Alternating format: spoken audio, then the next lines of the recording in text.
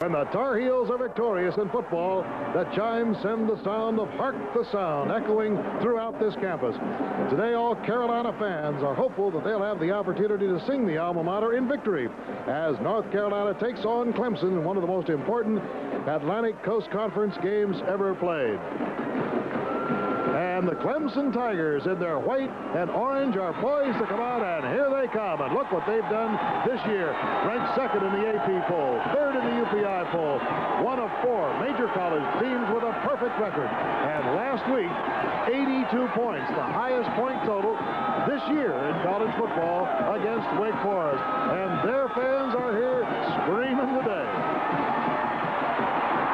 And even a larger crowd rooting for the light blue and white of North Carolina, ranked 8th in the Associated Press, 9th in the UPI.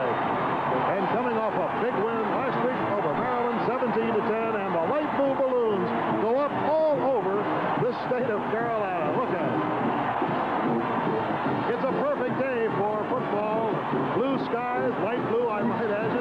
There are no clouds. It's about 60 degrees. Wind coming in from the north. I can't imagine a more perfect setting for this homecoming game, the final home game of the season for the University of North Carolina. I'm Bill Fleming, along with Coach Ara Parsekian. I call him Coach because for 25 years he patrolled those sidelines, and I'm wondering, Ara, in those 25 years, what your experience was against Atlantic Coast Conference teams. Well, back in those days, Bill, the Atlantic Coast Conference was better known as a basketball conference. But today, they don't need to take a back seat to any conference in the country. Listen to these credentials of both Clemson and North Carolina. North Carolina in the last 2 years has defeated the likes of Texas in a bowl game, Michigan in a bowl game, and of course, in 1979, inflicted the only loss on Pittsburgh. Clemson, believe it or not, has knocked off Ohio State, Notre Dame, my own school back in South Bend, and beat Georgia, the only loss that they have had in about 20 games, last year's national champion. So it tells you a little bit about the quality of play in this conference. You know, we were impressed, too, when you look at the national statistics, how high both these teams are in the stats in offense and defense. You might want to comment on that. Well, they're really outstanding ball clubs. They're evenly matched without any question, fundamentally sound. Both teams are highly ranked, both offensively and defensively, nationally, as you have mentioned. And I went to both coaches and asked them if there was one single thing that they thought that was important that would make the difference in this football game. And Dick Crum, coach of North Carolina, said, we must control and contain Homer Jordan, the great quarterback of Clemson. Danny Ford, the coach of Clemson, said, we must avoid the big play, and that's what North Carolina has had over the years, or during the course of this season, big plays. They both have great kicking games, and they both agreed, Bill, that the kicking game, providing there are not unusual turnovers in this game, would be the difference in the contest. Well, we couldn't have a more perfect setting for this big one. Keep in mind that North Carolina won last year with a great goal line stand, and Clemson is coming into this one fighting mad. Clemson has won the toss and will receive the football to begin this all-important game, and that brings a big roar from the Tiger fans as North Carolina now will deploy the defense. What a setting for this one. All orange on the far side of the field, a whole section over there from the Clemson Tigers side. And on this side of the field, nothing but light blue. So it'll be a very vocal crowd here this afternoon. A highly emotional game for both teams. As I mentioned, in case you joined us a little bit late, North Carolina, 7-1, comes into this game ranked 8th in one poll, 9th in another. And Clemson comes in ranked 2nd in one, 3rd in another. And this, ladies and gentlemen, is the highest-ranked Clemson team in the history of their football, which dates way back, of course, to the 1890s, even during the great reign of Frank Howard. The Tigers only were able to get as high as 5th during the middle of one season, so this indeed is a very lofty position. The series record has an edge to Clemson, but last year, you'll remember, North Carolina won by a great goal line stand. However, interestingly enough, North Carolina has not won this game here in Chapel Hill in 10 years. Clemson has had a bit of a jinx on them, and we're ready to go as Jeff Hayes, number 7, will do the booting. Kevin Mack and Perry Tuttle back. Referee Robert Wood waiting now, and Jeff Hayes is patiently waiting for the signal to get this one underway. North Carolina will have a pretty strong wind to its back. The cold front went through last night and it brought with it a north wind, which is rather unusual, but it's really an ideal, stimulating day for football. 60 degrees, and here goes the roar, and here goes the kick. Sails out of the end zone. No return possible. So that will set up the Clemson offense. Homer Jordan, the man who makes everything click at quarterback. Jeff McCall, tough fullback, gets the big yards. Cliff Austin, who leads the team in rushing. And Jerry Gilliard, the wide receiver. Barry Tuttle, leading receiver with 31 catches. Clemson white, trimmed in orange. Carolina in blue with the white numerals. And it's the first play from scrimmage. That's Tuttle in motion. Jordan. Too much pressure. He stumbles and falls a yard short of the line of scrimmage. Here's the offensive line. Brad Fisher. Jim Farr. Tony Berryhill, the center. Boy, watch him today. Brian Clark, as you can see, this is a big line, 250, 260, and it's mobile. Second down.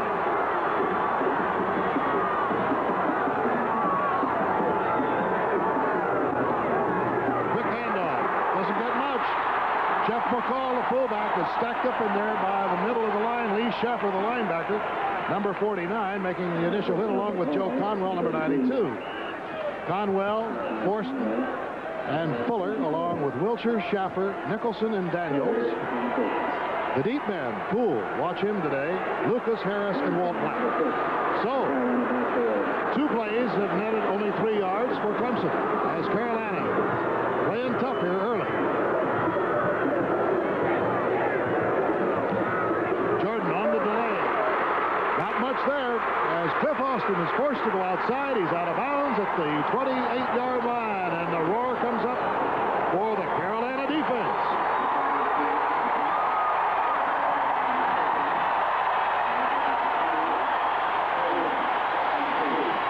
Fourth and 3. Dale Hatcher, averaging 44.8 yards, punting for Clemson. And Greg Poole, a single safety back. Averages about 12 yards on the return. A low snap, not a good kick. High floater. Wynn catches it. Keeps it on the Clemson side of the 50. And Carolina will take over the football at the 46-yard line. Scott Stankiewicz going at quarterback. His second straight start. Carried him to victory last week. Alan Burris, a dependable fullback. Ethan Horton, just a freshman, and he's 6 feet 4 inches tall at the tailback spot. Mark Smith, the flanker. And John Richardson, the leading receiver, as the split end. And up they come. 1st and 10 on the 46. Stankiewicz on the first play. Gets some heat, goes down at the 46-yard line. Nice play by Dan Benish, number 71, coming through from his defensive left tackle spot. Offensively, Brian Blados checked in at 311. He's down now to 290. David Drexler, watch him on the pull plays, very fast, their best offensive lineman. Brian Johnston filling in now, his first start, because of an injured player ahead of him. Ron Sproul, another fine pulling guard. Mike Marr at right tackle. And the tight end, Shelton Robinson, caught 6 in the game last week. Almost bobbled. Stankiewicz came down with the ball. You saw it fly in the air there. He couldn't do much with it other than just try to grab it and hang on before Danny Triplett, number 82, buttoned him down at the 49-yard line. So neither team era has been able to do very much in terms of offense. They look just a shade tight. Well, the one thing that I would be concerned about right at this stage if I was North Carolina is that with Brian Johnston, a center that hasn't worked too much with Stankiewicz, there was an exchange problem there, and that could be a problem as the game goes on. 3rd down and 5 on the 49, and again, Stankiewicz falls down.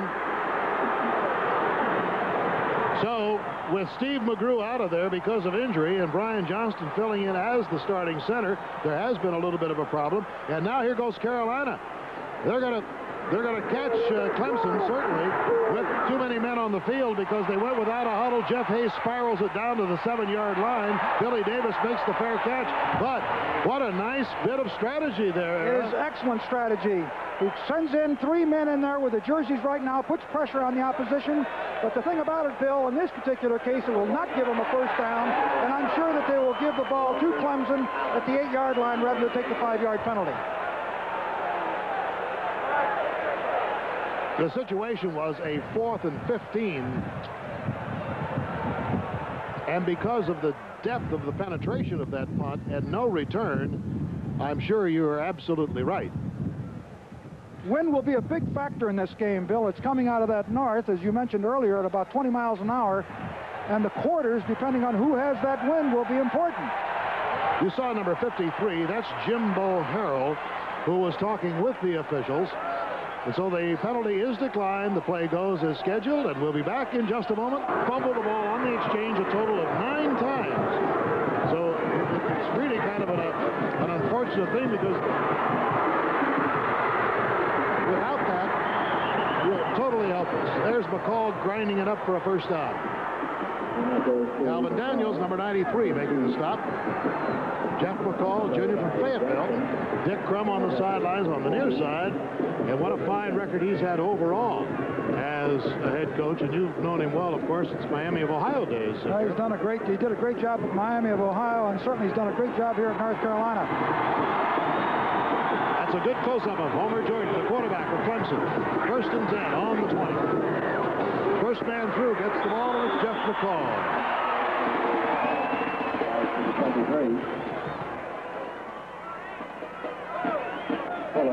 Gain of about 2 on the play. Each team has had an opportunity on offense just once, and nobody's been able to do much of anything. Well, that one first down that McCall got for him from the 7-yard line out to working territory was a very important one. Both Gilliard and Magwood are in now as flankers, and the tight end, Bubba Diggs, is out. Deep pitch goes to Austin, tries to swing wide. They close in on him. Beautiful hit by Aaron Jackson, number 81, on the pursuit, along with Mike Wilcher, number 84. Beautiful piece of defensive work on the part of Carolina. They were deployed in absolutely a perfect alignment. And, of course, they had no chance on that play. Clemson, I'm talking about, as far as that sweep is concerned. Carried down. The ball is just short of the 25. There is no score. And there you can see, statistically, how things stack up in the nation. And in the ACC, of course. 3rd down and 5. Jordan on a little stutter, pitches deep. Austin's hit, drives forward, doesn't make the first down. He's short, up to about the 29-yard line. Tried to throw a shoulder to carry him forward, but right there was Mike Wilcher, number 84. Well, they ran the option play to the short side of the field, didn't have a whole lot of room, and looks like they're going to be forced to punt into that wind again. Coming off the field now is number 32 of the Clemson defense, Greg Poole, probably their best defensive back. And punt return man. Yeah, right.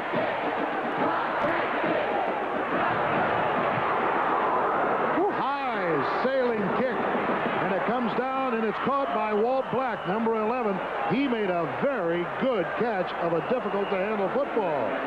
So Carolina will take it over at their own 38. We'll be back. Almost had that block there, huh? You see how quickly he got the ball up in the air. If he had kicked it on a line straight forward, that ball would have been blocked. Darn good work by Hatcher under extreme pressure. And we'll give you a report now on Poole when we get it from the sidelines. No score. Carolina has the ball. A little bit of a trot. Alan Burris spins his way for a first down at the 49-yard line, 11 yards, and there's the Ram mascot looking rather disinterestedly on. Oh, he's sleepy. Is he awake? Yeah, I was going to say. I say it's a first down. Now when they say with these knee touch, it may be close enough to measure. Bill Burris has been a real steady guy for the Tar Heels this year. I didn't realize he was as big. I talked to Dick Crum, and he looks like he's about 185, 190, but he's 210. First down. First down for Carolina.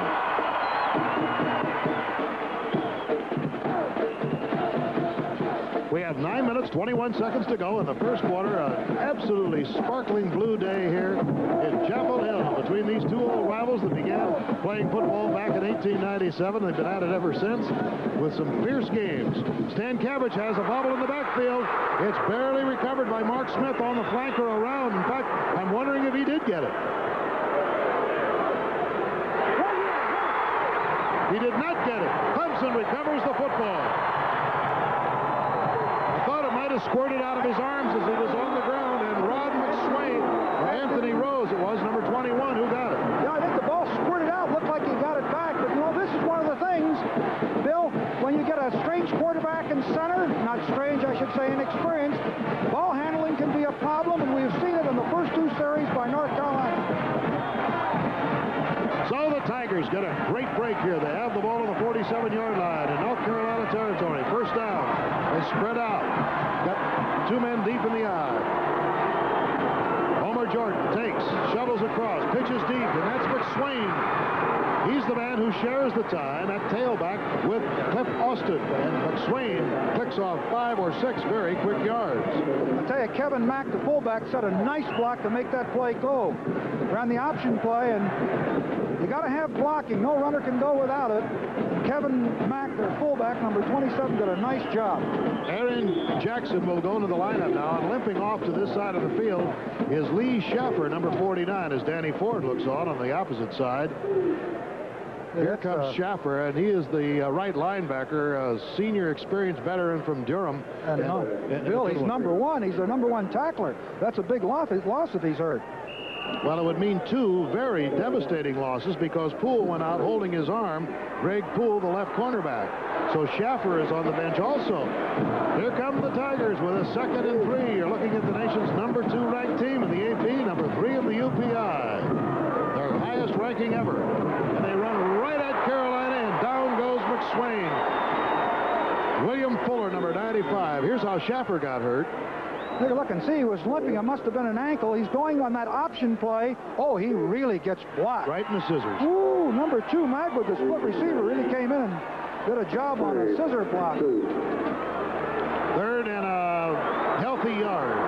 Ball is on the 38-yard line of North Carolina. The Clemson Tigers have it. There is no score. 3rd and 1. First down. The ball's fumbled. It's loose. And it's covered at the 32-yard line. It looked like the Clemson player dove on it. Who was it? Perry Tuttle, number 22. Just made a fly at it. What a job of recovering a fumble. You see here, Kevin Mack comes through for the first down. The ball comes flying out, and the wide receiver right there, number 22, Tuttle, their leading receiver. Look him going. This is a beautiful job of recovering a fumble. Perfect. First down for Clemson at the 32-yard line of North Carolina.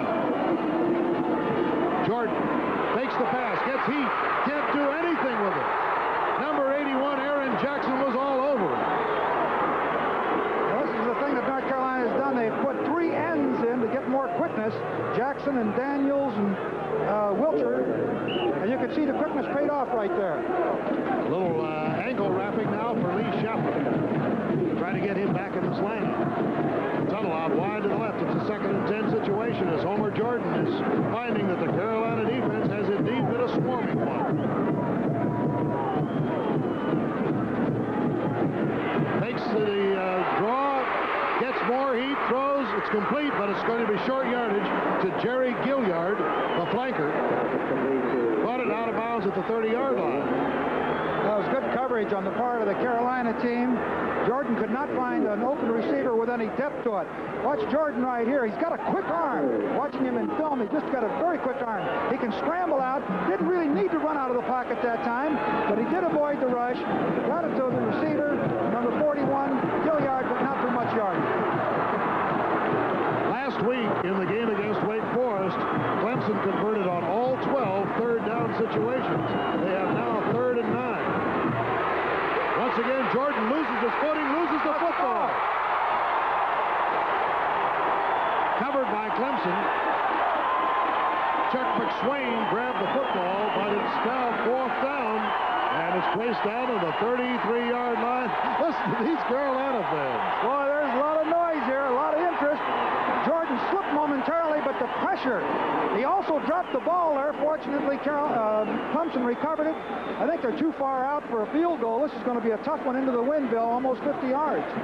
Here is Donald Ingewike from Nigeria, who will do the kicking. His long is 52. This one is 49. It's against the wind. It is not good. It's off to the left.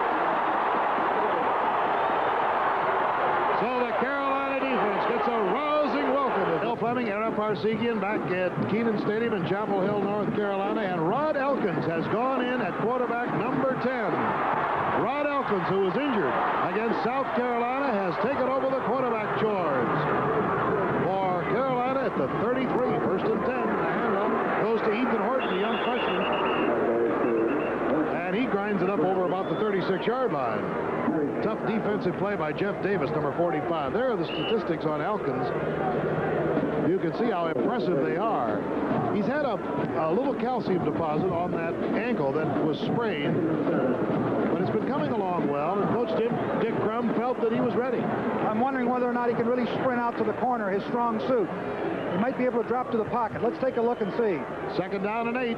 Don't score. Carolina in possession of the ball against the tough Clemson defense, just off the fingertips of Larry Griffin, the flanker. Hollis Hall, number 29, covering for the Tigers. I think there was a noticeable limp as he came out here trying to challenge the corner, trying to hit Larry Griffin on a quick out pattern. I don't think that is not at full speed. I think if he gets fed back there, they're going to have negative yardage. Here's something to watch on this play. Tyrone Anthony has gone in the lineup for Ethan Horton. Tyrone Anthony, sophomore tailback, who was Calvin Bryant's number 1 replacement. They usually put him in for the key play, the big play, and this is a 3rd and 8. Throws it to Tyrone Anthony. Had the ball and couldn't hold it. Tiptoeing up behind him there was Danny Triplett, number 82. Well, you call it, Bill, exactly right. Anthony came out of the backfield. Elkins dropped the ball off to him. I think he tried to run with it before he had full possession of it. Those things happen. You have an injury down there. I see that. That's Andy Heaton. Heaton is a good football player. He's their swing guy that can both rush and also drop off. He's a good one, 6'5", about 230. Coming up next, a game that you certainly will not want to miss, and that, of course, is the Florida-Georgia game, 3:45 Eastern Time. How well we remember the dramatic moments of that game a year ago. Probably the most exciting play of all the 1980 season that Georgia pulled off the win. What a kick by Jeff Hayes. Spirals down, drives Billy Davis deep. Davis tries to get back, comes to the 20, down the sidelines. He's got a cordon of blockers, makes the cut, and goes over the midfield stripe at the 46-yard line. They had him pinned in, and he broke loose. Billy Davis on a brilliant run. What a run back that was. It was a great kick and a great run back. 52-yard kick, 42-yard return. From up here, it looked like he was pinned in, broke to the outside, got a couple of good blocks, took the right sideline, and I mean, this is a great return because field position is so important. They have gone into Carolina territory. And this is one dandy football game as Clemson takes over on the 46 of Carolina, 1st and 10. Handoff goes to Kevin Mack, number 27, gets 5, 6, nearly 7 yards before number 81. Aaron Jackson drives him out, along with number 6, Sammy Johnson. Incidentally, Lee Schaffer, after having his ankle taped, is back in there, number 49, the right linebacker for Carolina. However, Greg Poole, the left cornerback, and perhaps their most valuable man on defense because he also is back for punt receptions, is still out. 2nd down. A short 2. Nice gain of 8 by Mack on that first sequence. He gets the call again, gets the first down at the 30-yard line. He's snagged there by Darrell Nicholson, number 29. You can see the importance of that punt return in field position. With 1 first down, now they're in field goal territory. That's the 3rd first down for the Clemson Tigers, ranked number 2 in the nation. And accomplishing this into the wind. first down just outside the 30. Jordan giving it to the deep man. Chuck McSwain is slammed down to the ground. The middle of that line is tough. Wiltshire, Conwell, Fortson, Fuller, and Daniels. That was Calvin Daniels, number 93. He closed very fast from the end position. Shut that play down. Gain 1. Those guys are big, 6'3", 237 for Calvin Daniels. What a setting for this clash. Absolutely perfect weather for football, and these two teams are just absolutely hammering it out against each other with no score in this first quarter. 3:45 to go in the quarter, second down and 8. Whistle may have been too much time as the umpire comes in and taking a signal from the judge and the linesman. They chalk it off against Clemson.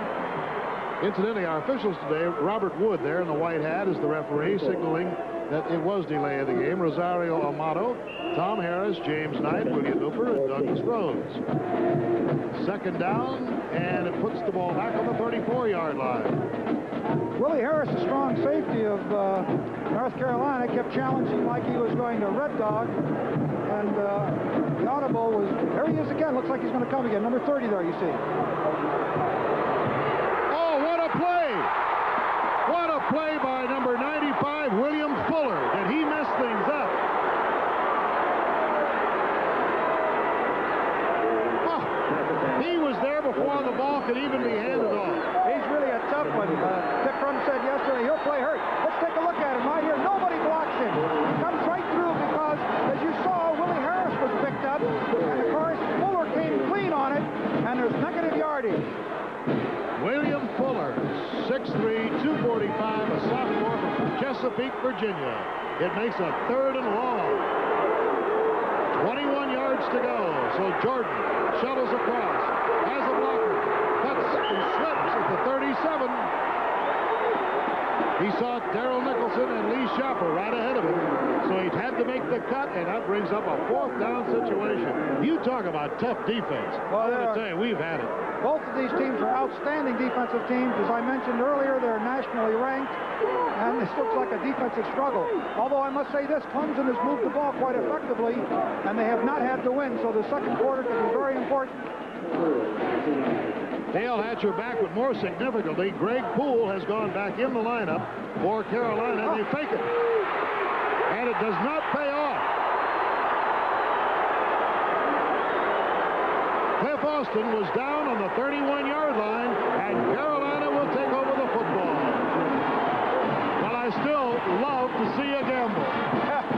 Well, they had to pick up a lot of yardage, didn't have a lot to lose because the ball was at the 37-yard line. They snapped the ball to their short man. There's a big hole that opens, but it closes very quickly with Harris, number 30, coming in to help on the tackle. So here we go. Carolina up on the 31-yard line, first and 10. Rod Elkins on the exchange has the ball fumbled, and it is covered there. Ooh, a very dangerous play. Ethan Horton just barely got back to that ball. Bill, I think the injuries that the North Carolina Tar Heels have suffered at the quarterback spot, the running back spot, and the center, those are all the key people that handle the ball, and it's not totally unexpected.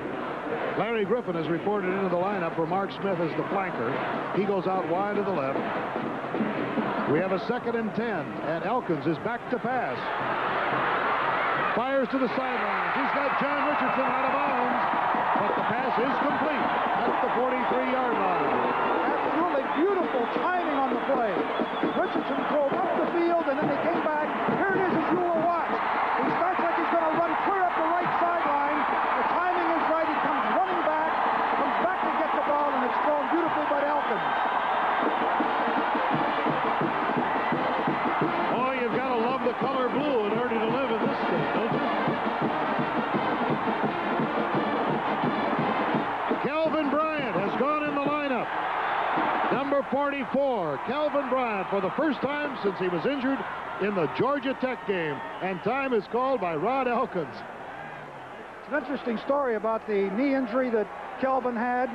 And this week, for the first time, they brought him right into the stadium on Wednesday, Bill. You recall we were told, and they scrimmaged him for about 8 plays, so he has had some contact. It's always tough to come off of an injury, a surgery like he had, and let's see how he can run. I saw him earlier in the year. In his first 3 games, this young man scored 15 touchdowns. And I saw him right here against Boston College, and I'm telling you, I can compare him to a guy like Gale Sayers.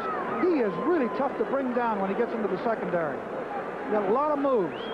You know, the new modern-day surgery that they do for cartilage, I think deserves a mention simply because of the astounding strides the medical profession has made. It's called arthroscopy. It consists of making a couple of little tiny holes, removing the damaged cartilage, making the repair. What, 4 weeks, he's back on the playing field. What would that have been during your playing days? Oh, at least 2 months. And some of the youngsters that have had the same surgery have been back in even less time than that. It's incredible. 1st and 10 with Calvin Bryant and Rod Elkins back in the lineup. There is no score. We have 1:32 to go in the first quarter between Carolina and Clemson. Elkins throws down the sidelines. Oh, just off the fingertips of John Richardson. Oh, he has some zip on that ball as Terry Kennard was covering. The ball was just slightly overthrown. They were in an unbalanced line to give him full protection. He rolled out to the left. You can see he has excellent protection. Bryant throws a block there. The ball is just a little bit overthrown, just a tad, and he also gets a real shot in the process. Yes, and he's down because of it. Terry Kennard nailed him just as he went up. The thing was impressive to me, Era, about that particular throw was the fact that Elkins was running to his left and still was able to put a lot of velocity on the football throwing left. You know, he's running better than I thought. When we talked yesterday, and of course the workout, I really thought that ankle was going to bother him, but he is moving much better than I think anyone anticipated. While they're taking a look now at John Richardson, let's check in with our studios in New York on an update of what's going on elsewhere. Play again in New York with another Nebraska touchdown from Stillwater, Oklahoma. This one still in the first quarter. The end of an 11-play, 85-yard drive. Turner Gill going in from 9 yards out. The Cornhuskers now lead it 14-0. Now let's go back to Bill Fleming in Chapel Hill. All right, thank you, Jim Lampley. And, of course, as we look at the Jim Lampley Memorial Bell Tower here on the campus, we think of you on this beautiful Carolina day. He spent a few days and hours down here. John Richardson is okay. He comes off the field. He's replaced by Victor Harrison. And it's a 2nd down on the 44-yard line. Flopping over is Shelton Robinson, tight end to the far side. Elkins on the handoff to Calvin Bryant. Grinds it up short of midfield. First carry since he was injured. I'll tell you, Bill, he's an exciting runner. I was so impressed with him about 5 weeks ago. Here he is in the I-back position, just taking a...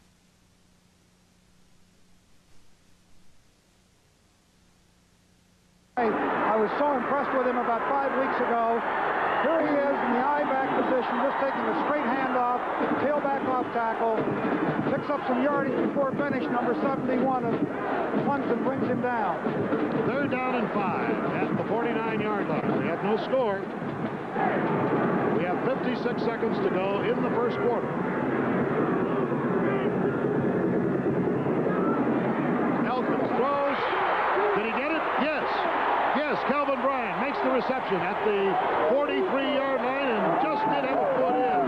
Doesn't look like he had possession. And let's take a look here. He just slides from the wingback spot. Marker. Breaks very quickly to the outside. And you see here that he did catch it, right? But unfortunately, there's a penalty marker down. Yep. That's the reason. I couldn't understand why Danny Ford was clapping. Yeah, that was why he was clapping. Right. He saw it before we did. He saw the flag. Calvin Bryant comes out. He's all right, though. He's not limping. Holding penalty against Carolina. Moves the ball back to the 41-yard line. Danny Ford looking on, a former pupil of Bear Bryant, a player at Alabama. You know, the last 3 coaches, as a matter of fact, at Clemson have been Alabama graduates. Oh, that's right. Danny's a good one. Elkins throws, got his man. Mark Smith. Out of bounds at the 42-yard line, and again, a terrific shot. He really was through with authority. I didn't expect this at all, that he would be able to play. Elkins fakes to the inside, drops back. He gets pressure right here. He delivers the ball, and it's right on the numbers there to Mark Smith, number 45. First down for Carolina at the 42.5-yard line with 40 seconds to go in the first quarter. Kelvin Bryant has gone back in the lineup. He'll take over the deep spot as Shelton Robinson swings across to the tight end on the right side. Deep pitch to Bryant. This is what he likes to do best. He's got a blocker. He's snagged from behind.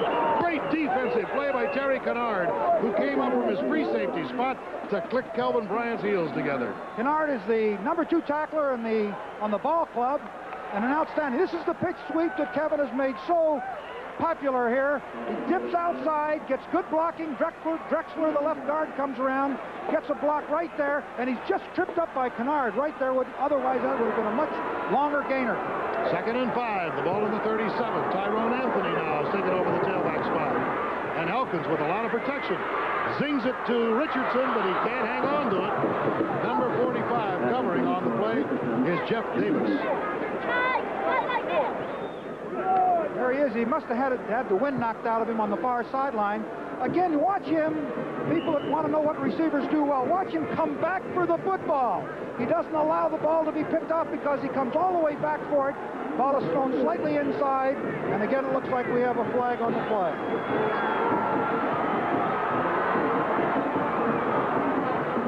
So that's the end of the quarter. And an exciting quarter it was, too. No score in this one, but don't go away in Chapel Hill, North Carolina.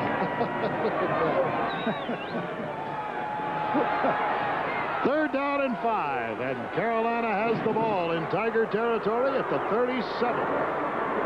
Tyrone Anthony is the tailback. 1 of 3 who played so far. Elkins throws. Got his man at the 7-yard line.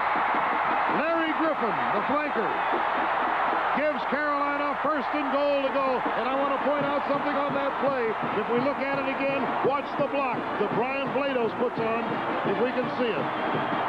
Here we see Elkins rolling out. Doesn't appear to be bothered by that ankle that we talked about because we missed the game last week. Great throw right there to Larry Griffin. We did not see Blados on the replay, but there is a great throw and catch. And Carolina has gone to the air and really putting pressure on the Clemson defense. Calvin Bryant is in. Larry Griffin goes out wide to the right. Fake handoff. Elkins looks to the end zone. Can't find anybody. He's beleaguered. He's down at the 14-yard line. Great defense by Andy Heaton, number 12. William Devane, number 94. And Benish and Bryant. He actually had his receiver open. He faked the ball to the right, but he waited a little bit late. From up here, you could see him open. He did not see him, saw him too late. And, of course, as a result, Clemson finally closed on him.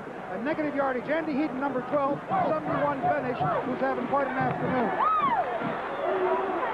That Tiger defense is tough when their goal line is threatened, and it certainly is threatened. On the delay, handoff goes to Bryant. Bryant gets it to the 10, and that's all. And again, number 71 finishes right there. A 250-pound junior from Hubbard, Ohio. Hey, that's not far from my old hometown, Hubbard, Ohio. Youngstown, Akron. Akron was my hometown. It's in between in there. Sure has produced some doggone good football players up there, I'll tell you that. Sure has. Third down. The ball is on the 11. Carolina has it. Goal to go. Tyrone Anthony is in for Kelvin Bryant at tailback. So setting the backfield. It's Rod Elkins at quarterback. Larry Griffin. No, now it's going out wide to the right is Richardson. Burris and Anthony are deep. Here's Elkins. Throws. He's got number 8, Tyrone Anthony, at the 5. Now the question is, with a 4th and goal at the 5-yard line. Take the 3, Bill. Got to take the 3. Would you? Oh, yeah. Yeah, it's too far to go there for the first down, the touchdown. My golly, he's not. Yeah, he is. We're going to get the 3-point. Stan Cabbage is in there, and Barwick, number 4. He has 3 out of 5 this year. He will be kicking the ball 22 yards. It is up, and it is perfect. Carolina has scored first against the second-ranked Tigers of Clemson. 12 minutes, 44 seconds. Barry Tuttle comes back and is hit hard at the 19-yard line. of Carolina. As defensive specialist Danny Barlow on the specialist team rolled into the ground at the 19. Oh, that was good coverage. Tuttle's dangerous with that football. Now, Coach, what would you expect here? You're behind by 3, but you are a ball-control team. Nevertheless, you've got the wind to your back. You go to the air? Yeah, well, George's going to have more working room now, Bill. I think we'll see him. I think he'll run the ball a play or two, and then I think you'll see him to the air if they make a first down. He's got McCall and Austin in the backfield with him.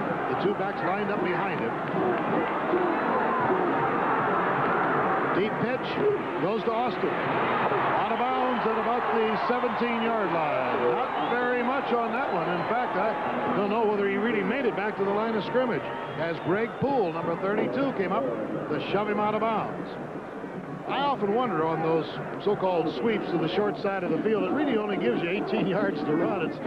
There's not much there. That's right, Bill. About 17 and a third yards, actually. And what they do is they audibilize based on the alignment. The Carolina Tar Heels were deployed to defend the wide side of the field, but they reacted very well to the short side on that sweep. Watch Frank Magwood, who's gone in for as the flanker for Gilliard, number 2. They like to throw to him. Jordan spirals it over, out of bounds on the far side. In fact, Gilliard... I gave it to him, Bill.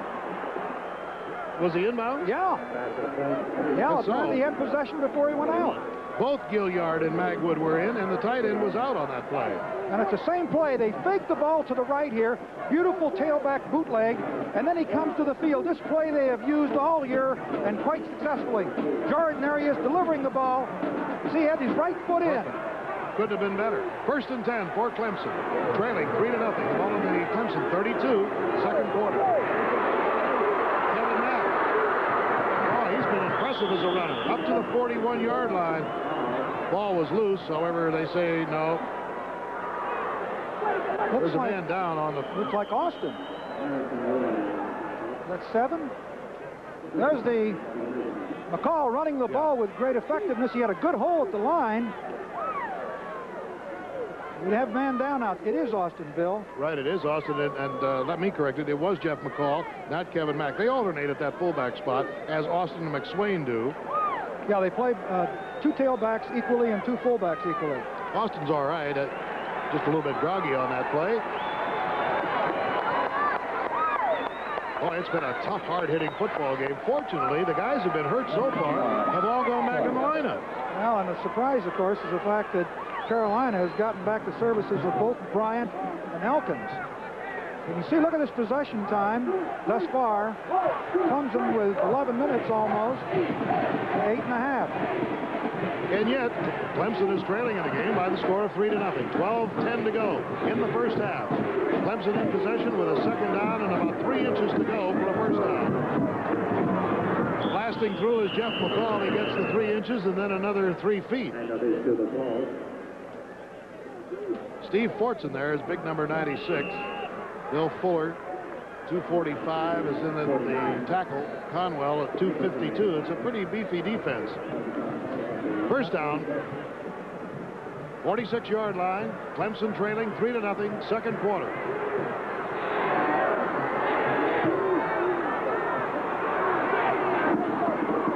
Jordan on a delay. Gives to McSwain. He doesn't get much. Galvin Daniels, number 93, in on the stop.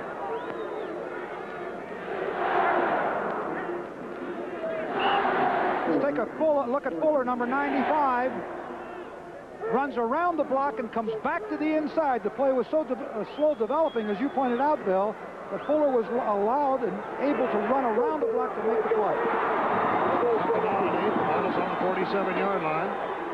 Handoff swings outside, and down goes McCall as Darrell Nicholson, number 29, buttons him down at midfield. Looks like he slipped a little bit on the turn. Yeah, he did. Nicholson has got a lot of speed.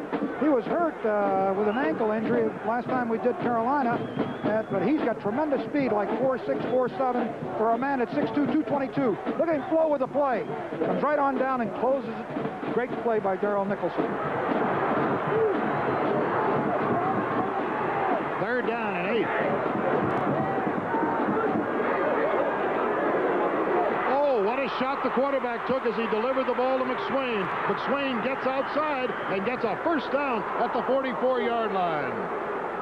Darrell Lucas knocked him out of bounds, but the quarterback, Jordan, really took a hit. He really did. Running that option down the line. Becomes vulnerable. Here he is watching him go down the line on the speed option. Fullback lead. The fullback gets a great block. There's the hit right there. Wow. Of course, you see McSwain coming down the left side. He got a great block from his fullback, McCall. There he is out of bounds. Got the first down. That was Calvin Daniels, by the way, who put the blitz on him there. First down in the 44-yard line. McSwain working for every inch. It's interesting to see the strategy that's going on, Bill.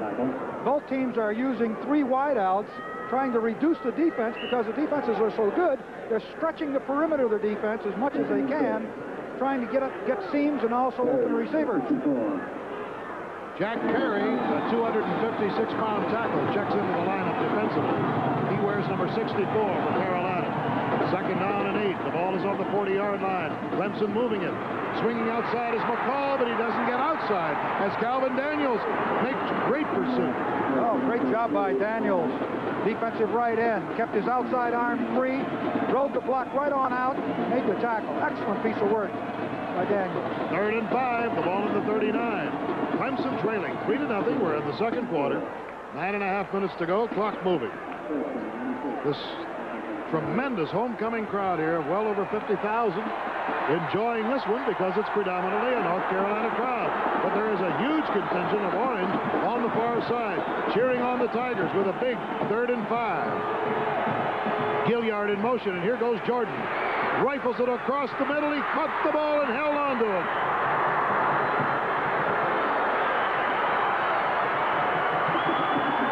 McCall coming out of the backfield.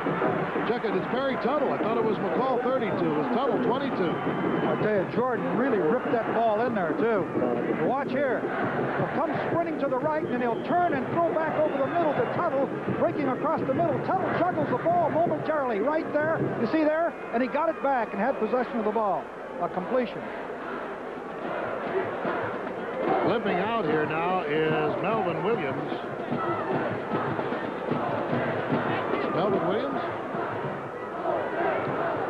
Say Mike Wilcher. He's being helped off the field here on the Carolina side. Mike Wilcher, outside linebacker. And the leading sacker on the team. So Carolina now substitutes Butch Griffin, number 83, at that spot. Let's see if it'll be exploited. 1st and 10, the ball at the 24. Jordan Smart hands it off.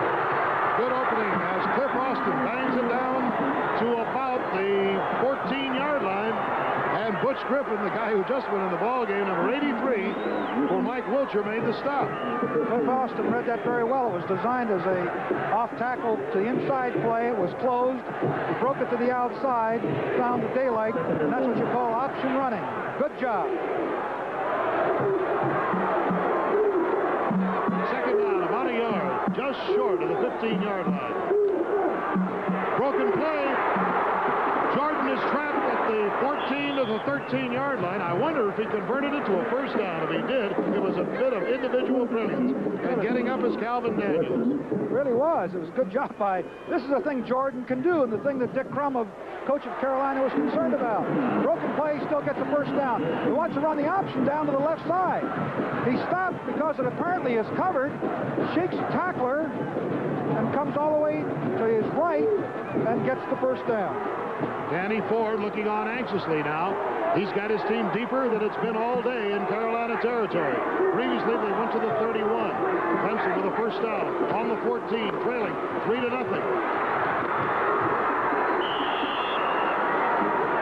I tell you, Bill, there's great blocking on the right side of the Clemson line. Jeff Nanny, the All-American prospect at right tackle, number 77, really is moving people out of there.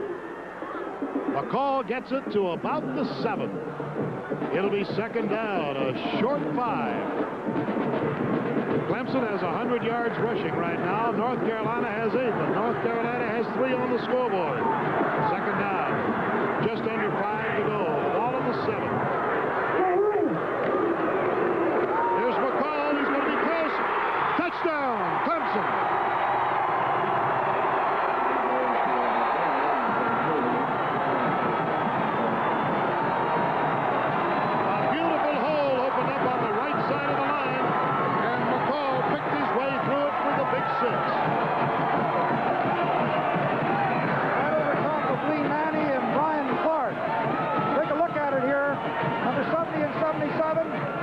the big hole open up, and of course he takes it into the end zone for the first touchdown of the day. 6-3 Clemson. And Bob Pauling, who's perfect this year, has 27 out of 27, bangs it up and through. 6 minutes, 54 seconds to go in the first half. And the Clemson Tigers have taken the lead by the score of 7-3. Back in a moment. 6 minutes and 54 seconds to go in the first half. And incidentally, don't forget, following this game of the Prudential College scoreboard, which will bring you up to date on all the other games, you will be seeing another classic, Florida and Georgia. Never forget that game a year ago when Ballou passed to Lindsey Scott for 93 yards to carry Georgia to victory 26-21. The Gators have been hopping mad ever since to try to get revenge. You'll see it today here on ABC. What a hole opens up. Alan Burris got through quickly for 7 yards. Nebraska out in front of Oklahoma State in the second quarter. Bill Elkins is hurt his ankle again. Look at that score. Elkins now is limping noticeably. In fact, is going to have to be helped off the field. Doggone, that's a tough break. It really is. He was hit just as he handed the ball off, and I think he got his ankle or leg caught and tripped up, and apparently he re-sprained it. That's a tough break for the Tar Heels because he was really throwing the ball well. Let's see if we can see it here. He slips the ball to Burris right there. Now right there, you see him go down right there. He tripped over, I think it was the center or someone coming from the backside. He caught his ankle and apparently has re-sprained it. So Stan Cavage has gone in the lineup. Stan Cavage on a delay gives to Tyrone Anthony. He hooks it up to the 37-yard line. Great job of mixing up the plays. Clemson deployed, looking for a pass. Both occasions they've run the ball. Tar Heels ran the draw play that time. The one before, they slipped the ball to Burris. First down on the 38-yard line. Carolina is trailing in this one by the score of 7-3. Two tight ends, Sickles and Robinson. Oh, not much there. Incidentally, this crowd today is the largest crowd ever at North Carolina. 53,611 people have really crammed themselves into this magnificent setting. And I say magnificent by simply stating I don't think there's a prettier place in America to play football than Kenan Stadium. Second down and 7. The ball in the 42. Carolina trailing by 4. Stan Cavage throws a high one, too high for Richardson. Well, this young sophomore has been pressed into duty once again. He had to start against Maryland last week and carried the Heels to a 17-10 victory. He started today, had some real problems early in the handoff in the exchange between himself and the center. Elkins came in, was able to carry the team down the field to get 3, but now he's out by injury. Stan Cavage is back with a 3rd and 7. Handoff to Anthony. He's got a blocker. Good defensive play. Danny Triplett just threw his body in front. And down goes the ball carrier at the 45. It is 4th down and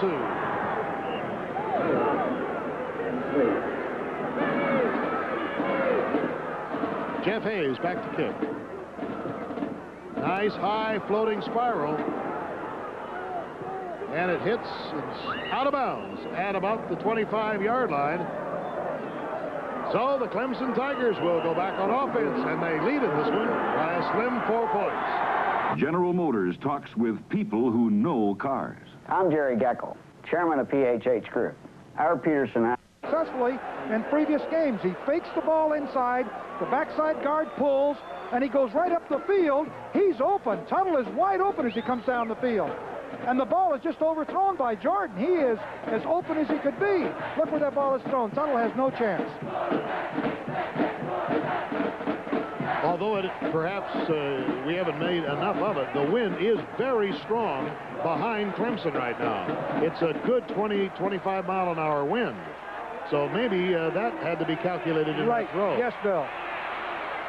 Cross buck that much. Jeff McCall gets as much as he can get out of it up to the 31-yard line. Clemson would be very content now, and certainly could do it with 4:41 to go in the first half, to just simply eat up the clock until the first half is over. They're a ball control team. Their last drive consumed 5 minutes and 15 seconds. I'll tell you, though, with that win, they'd like to take advantage of that win and at least get another 3 points on the board. That's a good point. 3rd and 3, a long 3. Jordan on a deep pitch. It's McSwain, makes the cut and gets his nose on the 35-yard line. Is it enough? He has to go to the 36. I don't think it is.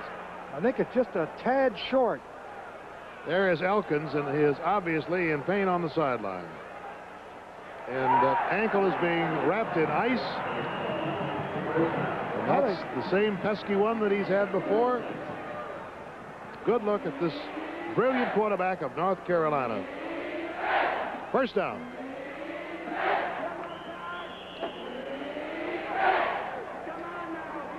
Time here is called. Homer Jordan wants to talk to Danny Ford, so he chats with him on the sidelines, and the clock is stopped with exactly 4 minutes to go in the first half. It is really blowing hard from left to right, from north to south, and Clemson has the wind to their backs. 1st and 10 on the 36-yard line. Clemson out in front by the score of 7-3. Jordan gives it to the close man. That's Jeff McCall. That's about 1.5 yards, and Chris Ward, number 43, makes the stop on it. There you see the clock in the right-hand corner. That's how much time we've got to go in this first half. It's been a hard-fought first half, as we knew it would be between these ACC rivals, the only two teams who still have perfect records in the conference race. This is gadget time, Bill. 2nd down, about 8 or 9. Now, come on, what's a gadget? Some kind of reverse, long pass, one-action pass. There's that bootleg again. Oh, and what the pressure goes on as Fortson goes in on him. The nose guard, number 96, Steve Fortson, was right on Homer Jordan's back, and William Fuller was there to batten him down. Well, down in distance, and he didn't buy the fake. He just went for the quarterback and did a great job, Fortson. Brings up 3rd down.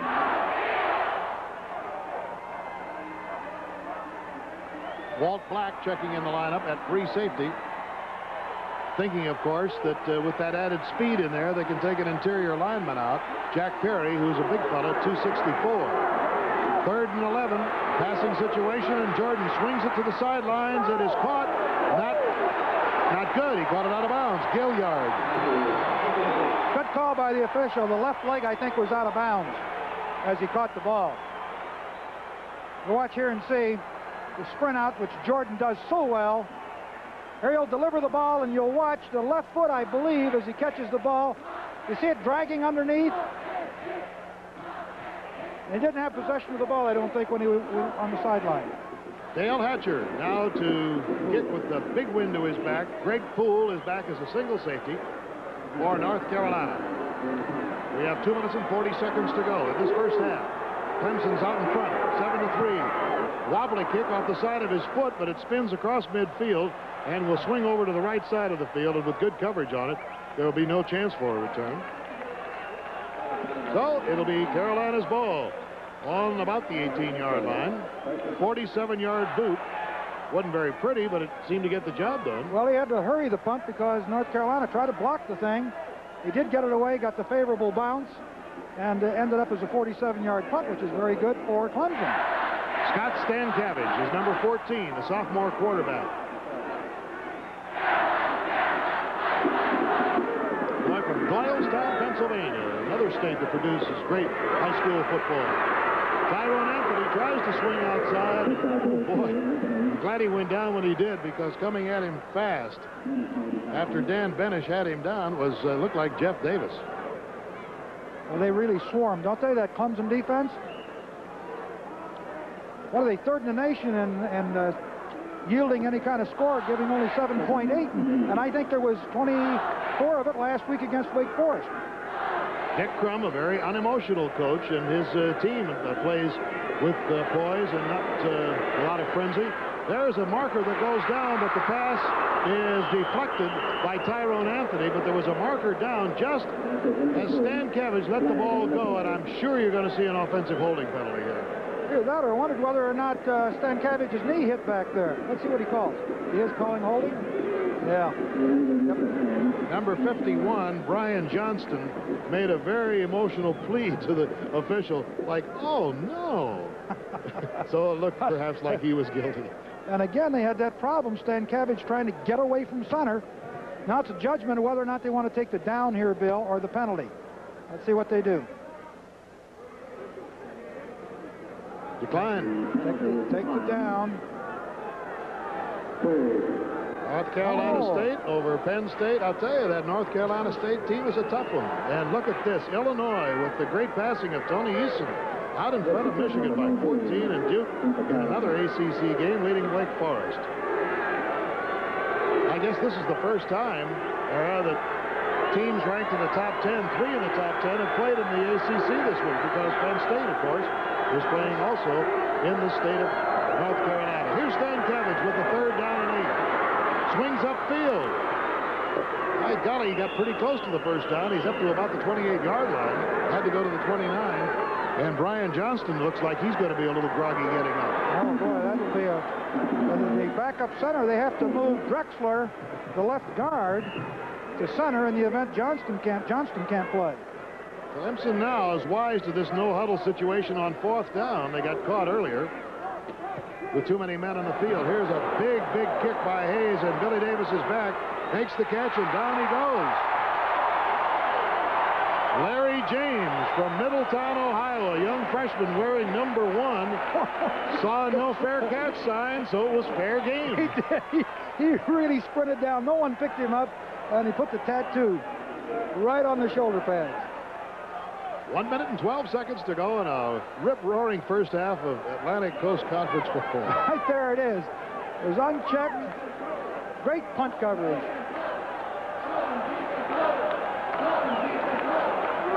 Clemson leading 7-3. The Tigers have the ball. Jordan getting heat from Fuller.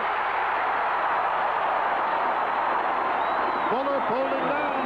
How many times he and Fortson have been roaring through there today? They really have, and I think probably North Carolina should call timeout, control the clock. There's 57 seconds, 56 now, because they would force a punt out of their own territory, but it looks like they're not going to use it. Big loss on that one. Sure was. 7 yards, and it's back on the 15-yard line. Clock moving, 41 to go in the first half. Expect run here.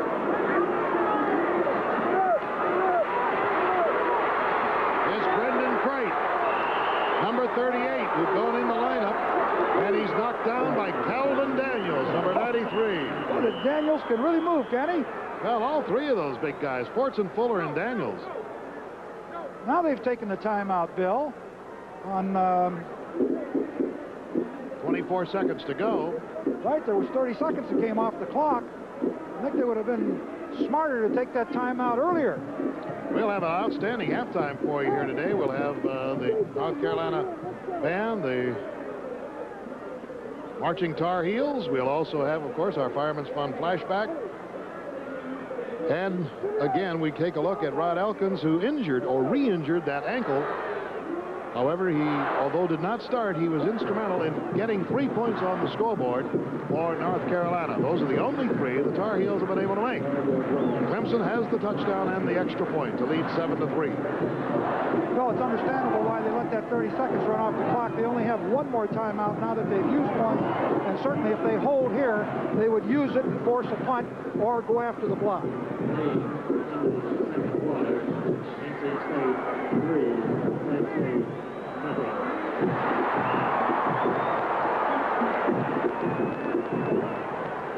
Well, next week, North Carolina plays Virginia at Virginia, and say Clemson has to play North Carolina State. 3rd down. About 13. Jordan going to get some heat again, and number 84, Mike Wilcher, was right behind him. Time called here by number 29, Darrell Nicholson. Okay. Watch them load up on this rush. 4th down in the punt situation. On Mondays, ABC's Monday Night Football, 9 o'clock Eastern Time, Buffalo against Dallas. Buffalo, number 2 in the AFC Eastern Division, taking on Dallas, tied for first in the NFL's Eastern Division. So we have a 4th down situation, and Dale Hatcher, who has the wind to his back and has a long kick this year of 64 yards, will be booting it to Greg Poole, but everybody may be poised and ready to go. I think you're going to see a 10-man rush. No reason they shouldn't. Well, you can see the coach is signaling from the sideline. Turn it loose. 19 seconds. We're going to bring Levin now. No, there he goes back. There they go. Yeah, they're going to bring Levin. Look at here. Now here comes Poole. Oh, the high snap is certain to be blocked. It goes out of the end zone. Tough break for Carolina. If they'd gotten to the football, it would have been 6. As it turns out, it's only 2. Well, that was great use of their timeouts and control of the clock. Watch here. I think it's Danny Barlow. It comes in here. They're clean. The snap was high. That's what caused it. There's the block.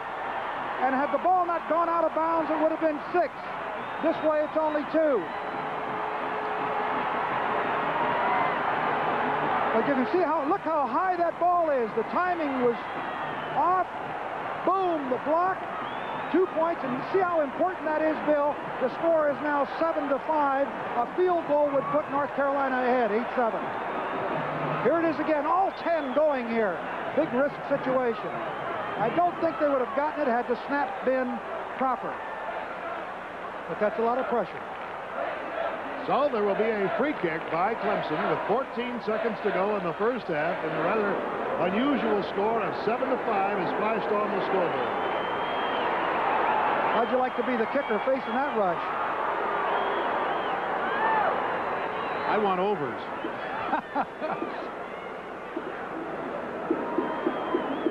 Well, there's a lot of good strategy going on both sides of the field, and certainly one has to take their hat off to North Carolina coaches for controlling the clock, using their timeouts properly, and willing to take the risk of putting 11-man rush on. Well, Dick Crum is one of the smartest in the business. He sure is. He's a bright young man, outstanding coach. Don't get those master's degrees very easily in physics and mathematics. Here's the high kick. It's taken by Greg Poole up to the 35. Heat, and down he goes. Looked like, was it Kennard? No, number 42 in there for Clemson on a real hard strike was Ed Pickett. So there'll be time for about one play. 9 seconds to go on the 35-yard line. Without a huddle, Stan Cabbage has Carolina up there, trailing by only a couple. Fires it. That was almost picked off. There's a dangerous play. I'll tell you, when you fire to the flat, it's Interstate 95 right down the highway. You said it well, Bill. Oh, I don't believe that he threw that ball out there. That was dangerous. Almost intercepted. Had it been, you're right. It's straight highway to the goal line. Second down, about 9 yards on that play. And we've got 4 seconds to go in the first half. And I'll tell you, I'll predict that you won't be able to hear anything in the state of Carolina when those seconds are ticked off, because everybody's going to scream and holler like you've never heard before. And that's it. That's the end of the half. And listen to these Carolina fans as they give a standing ovation to their team. And on the other side, it's Clemson standing for the Tigers. What a particular stadium that was built in 1929. And goes to Ethan Horton, the freshman, big tall fella, one of the outstanding freshmen in the nation, and he breaks out of it and goes to the 35-yard line before he's out of bounds. One of the most sought-after players in the state, along with Joe McIntosh, who went to North Carolina State, and we had the privilege of seeing him last week. So Carolina will have the football on its own 34-yard line. Calvin Bryant will start in the backfield.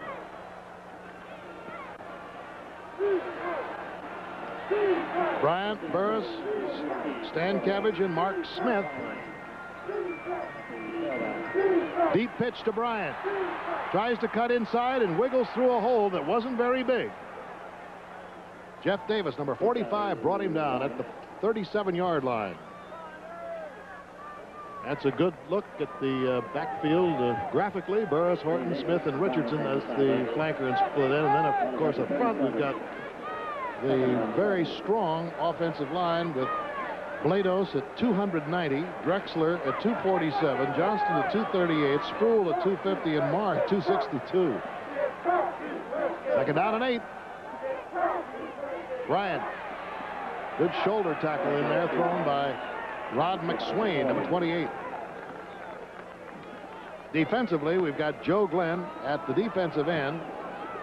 Then Dan Benish, who is a 250-pounder.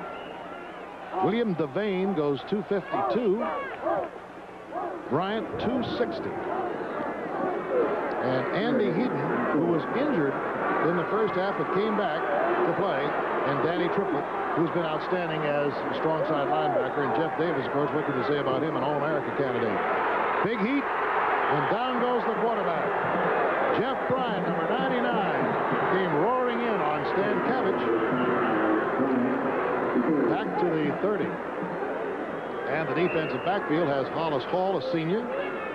Anthony Rose, the cornerback, is also a senior. It's a very, very experienced team. Childers is just a sophomore, however. Here's the kick going out of bounds at the 27-yard line. No chance for a return.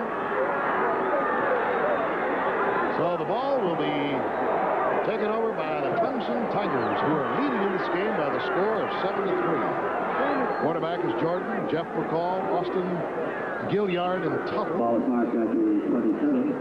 Fisher, Farr, Berryhill, Clark, Nanny, and Diggs.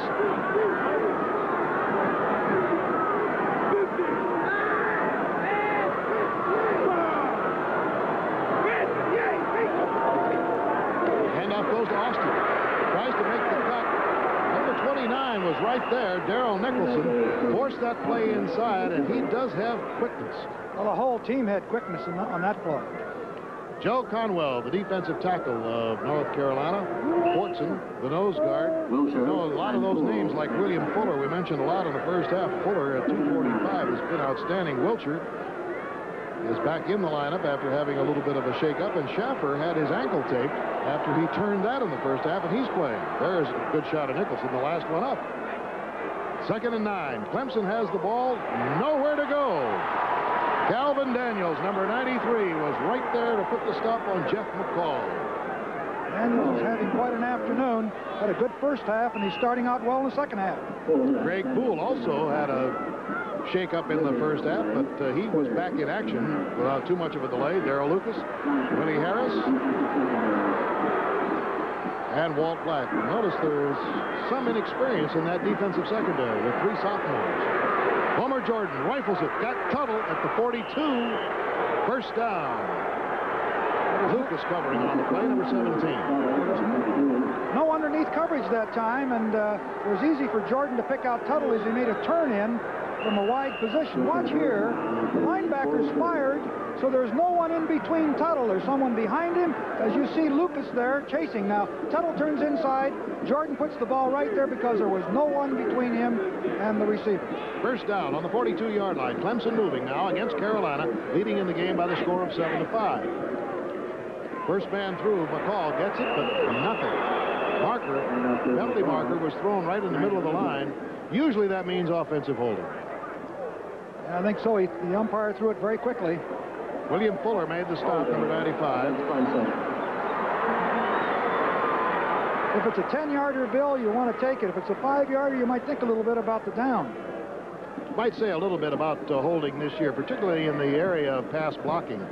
There is a rule, of course, this year, which allows a blocker to retreat and hold his hands out in front of him, fending off the defenders coming in. And holding on the white has helped the passing game. The statistics bear that out. That's exactly right, Bill. That's a very good point. And the passing statistics, the average nationally for every passer in the country is over 50%. So it's 1st and 20. Here's Jordan flipping a little one to the sidelines. Gilliard takes it and goes out of bounds at the 37-yard line. Willie Harris covering on the play for Carolina. Well, that's a pretty good look at how things have been. As you can see, Clemson has really had great second periods, and the second period today produced their touchdown. They're leading 7-5.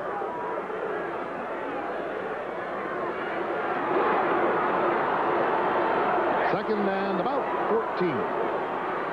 Jordan going to run. Sprints to the sideline. They cave him in at the 44-yard line, but he is quick. Darrell Nicholson forced it, and Lucas made the stop. Carolina was deployed in a obvious pass situation, willing to give a few running yards, but not the first down. Now they got 3rd down and 8. They've got him in a long yardage situation yet. Let's see what Jordan comes up with here.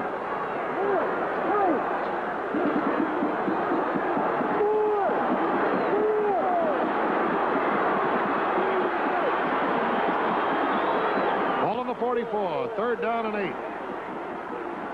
Jordan shuttles across, makes the pitch to Austin. Austin gets up over the 50. He may be close to the first down. Thought his knee touched just beyond the point to gain. Looked like he got the first down. It was a good option play, a good call. Well blocked again. Jordan came right down the line. There it is, first down. Now that is a big first down. They've overcome a 10-yard penalty. Watch Jordan come down the line, the fullback lead. Options it off. Austin gets the ball. Good blocking inside there as Jeff McCall turned inside, made a super block that set that off. That was the 6th 3rd down conversion out of 12 attempts, and I mentioned earlier they had 12 out of 12 against Wake Forest last week, but the Wake Forest defense was by no means comparable to the Carolina defense. Good play, rifling through there is Jeff McCall. Oh, he just grounded out the hard way as Willie Harris had to stop him at about the 36-yard line. That was 11 very quick yards by Jeff McCall, this junior from Fayetteville, North Carolina. He's gotten the only touchdown in the game so far and has been running very well. Mack now comes in as his replacement. McCall goes out at fullback. 67 yards for McCall today, and now the Tigers have the ball. First down on the 36-yard line of Carolina, leading in the game 7-5. We have 9 minutes and 35 seconds to go in the 3rd quarter. That's Mack blasting up through there, but a big wall of light blue jerseys forcing back, led by Chris Ward, number 43. I'll tell you, I can't say enough about the offensive blocking line of this Clemson team. They work beautifully in unison. They're well coordinated, and again, they're a senior outfit. They've got a lot of guys in there. The only sophomore in there is Jamie Farr. The rest of them are seniors. 2nd and 8. Ball on the 33-yard line of North Carolina. Clemson in possession, leading by 2. Swinging outside now is Kevin Mack. Oh, what a good defensive play was put on him, too. And there's a marker. Lee Schaffer and Darrell Lucas made the stop, but there was a marker that was thrown when he was out of bounds. It might be a late hit.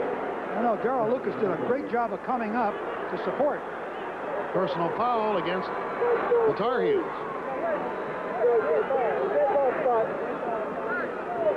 Well, in case you joined us a little bit late today, what you are watching is the nation's number 2 team in one poll and number 3 in the other. Clemson taking on North Carolina, ranked 8th in the nation in one and 9th in the other. First time ever in ACC history that we've had a game with 2 teams in the top 10 that have been tangling. Seldom has a game been played with more implications. Both these teams are undefeated in the Atlantic Coast Conference play. Dead ball foul, personal foul on the blue. Yeah, it was a late hit out of bounds. That's a big foul. 15 yards. Let's see if we can pick it up here. It looks like it's well defense. Lucas comes up to the outside, makes a great play. Oh, number 11, that's Walt Black, came in and piled on. So it makes it a first down on the 18-yard line, and here's Homer Jordan. Good block. Throws it wild, but he had a lot of pressure on him. But Calvin Daniels was in on him. But there is a marker down at the 21-yard line. There you see it. A few penalties in the first half, but we're getting a few here. Holding penalty against Clemson. Open hand, that's only 5. Right. Now you got to make a decision whether or not you want the 5 yards or the down. Now that's what, if you want to expound on that a little bit, if you make one step forward when you've got your arms out in front of you as a retreat block, they'll nail you. That's right. You extend your arms and your elbows are extended out. You got to keep them in. Keep them inside your shoulders and not extend them out. A little tough decision here. You know, let's see whether or not they'll take the down. You're always tempted to take the down.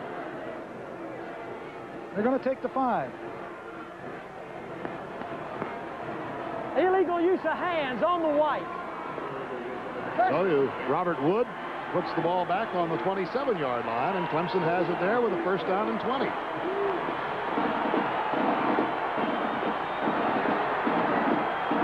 Eight and a half minutes to go in this third quarter.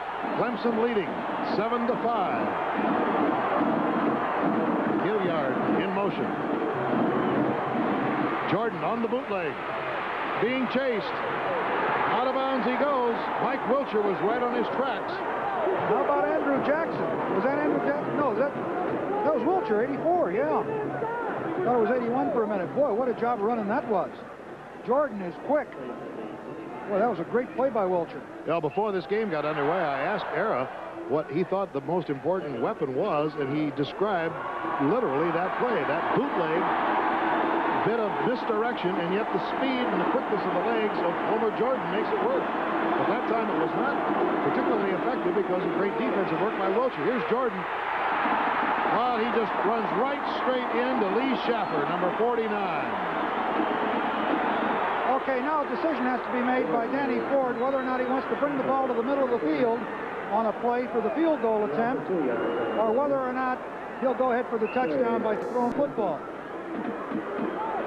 We'll take a look at Schaffer here, the leading tackler on this North Carolina team, wiping off. He's blocked to the ground, gets up, and gets the play on Jordan. Great job. Third down and 21 yards to go. Jordan flips it deep to Austin. Austin makes the cut at the 25, goes to the 23-yard line, but Lee Schaffer is there and knocks him down, but he did get the ball right in the center of the field. He's got it right where he wants it. And it is an important field goal because it will change what a field goal will mean to North Carolina. Donald Ingabwike from Anambra in Nigeria. I asked Danny Ford how to pronounce that name, and he says, we call him Donald.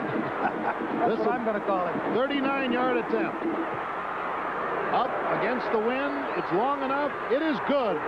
It goes through the uprights and across the crossbar, and 3 points go up for Clemson. And so it is now a 10-5 game as the second-ranked Tigers are up by players is Doug Fountain, the son of Bob Fountain, the vice president of our ABC affiliates relations. So we say, Doug, congratulations on a fine football team and an outstanding musical organization. As Ingabwike will do the kicking here now, as Clemson's gone up by 5 points. Mark Smith is on the far side to receive. Ethan Horton on the near side. Ingabwike puts his foot into it, and it's a good one against the wind. Comes down to Ethan Horton. He fumbles it at the 5, picks it up to the 10, and he is buckled at the 12-yard line.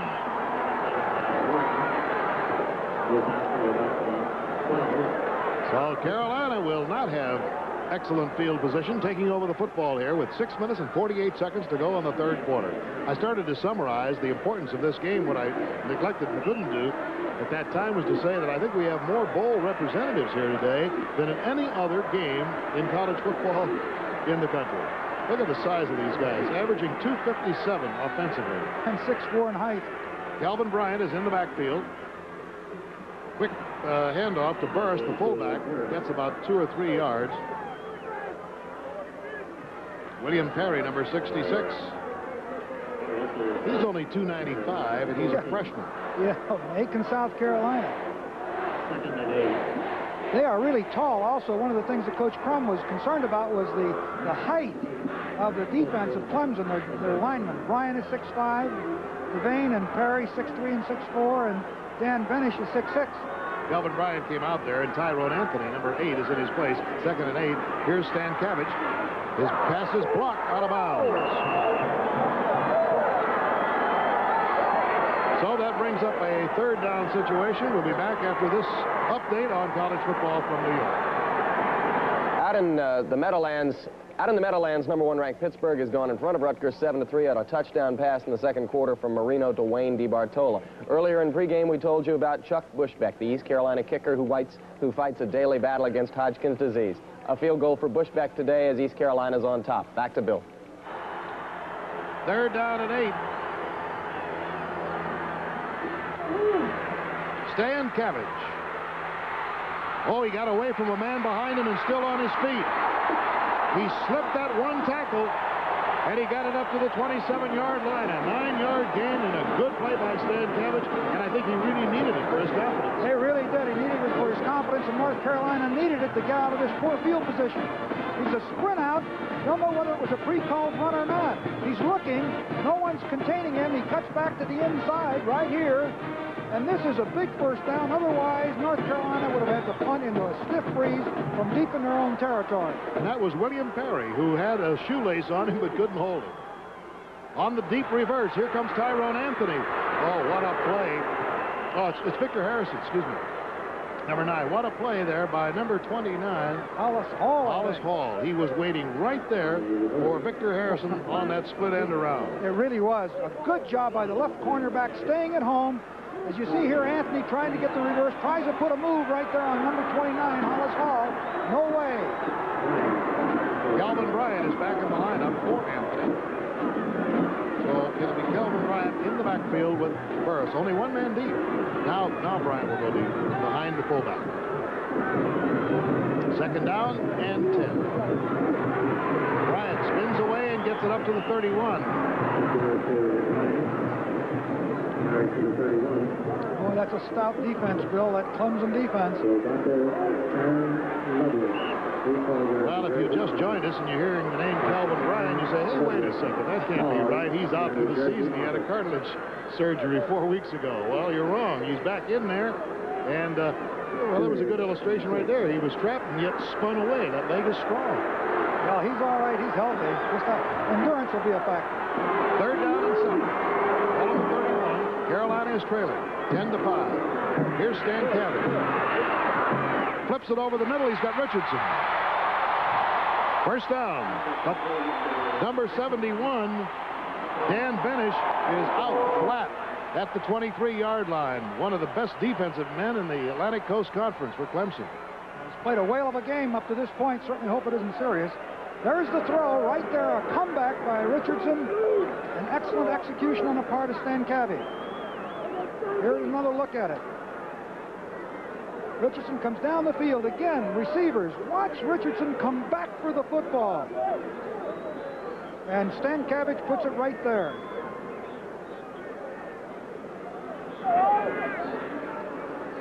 So that is 2 out of 6 for him. And while they have the injury, we'll be back in a moment. Tackle. He's a 225-pound sophomore. So with first down, Carolina has the ball at its own 44. Stan Cabbage, who's 2 out of 6 for 22 yards, is being chased to the 45, turns on the steam, and goes out of bounds at just about midfield. Jeff Bryant hot on his trail, number 99. Just a nice piece of individual work by Stan Cabbage. Couldn't find anybody open. He was trapped over to the left side, turned, came back to this side, picked up 5 yards on the play. Smith comes out, Kelvin Bryant goes in, and Stan Cabbage is in to call the play on a 2nd and 5 at midfield.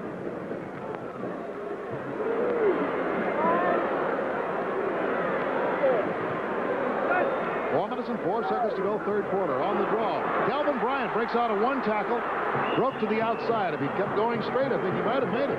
Well, he didn't see the man coming in from his blind side, I guess. That's exactly right. It wasn't that well a blocked hole, but he certainly bled a lot of yardage out of it. They've got 3rd and short.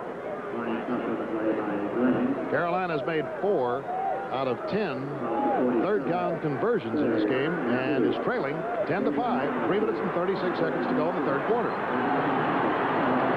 Carolina on the Clemson 47.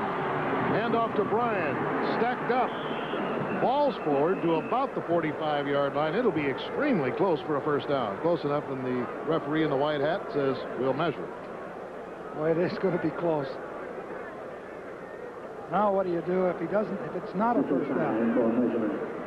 I think they're a little short, Bill.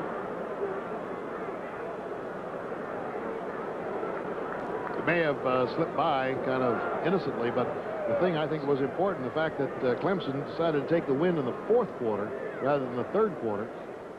Short. Yeah. About half the length of the football. So with 3:23 to go here in the 3rd, Carolina has the wind to its back, and will they try it? They're going for it. rather evenness of this game. Stan Cabbage has got Burris back there with Kelvin Bryant.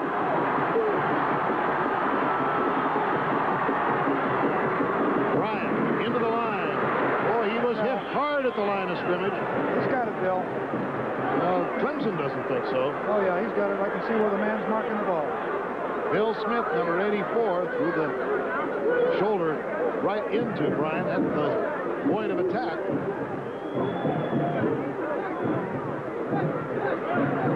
Certain quietness has come over the Kenan Stadium crowd here.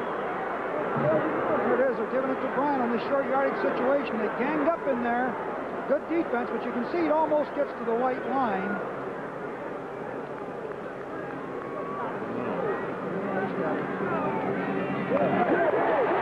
First down. Not by much. You got better eyes than I have, Coach. No, I'm looking at the far sideline where the marker was. Tell from the last measurement. That Clemson defensive line is about 13 pounds lighter than the North Carolina offensive line. Anthony goes deep.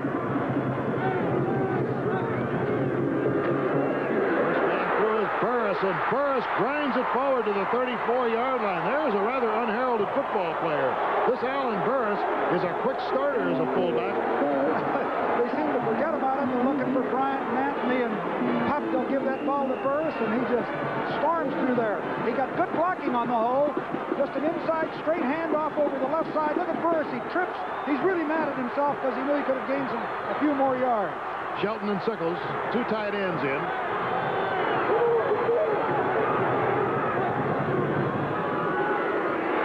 Goes again. Burris to the 25-yard line, but there's a marker down at the line of scrimmage. I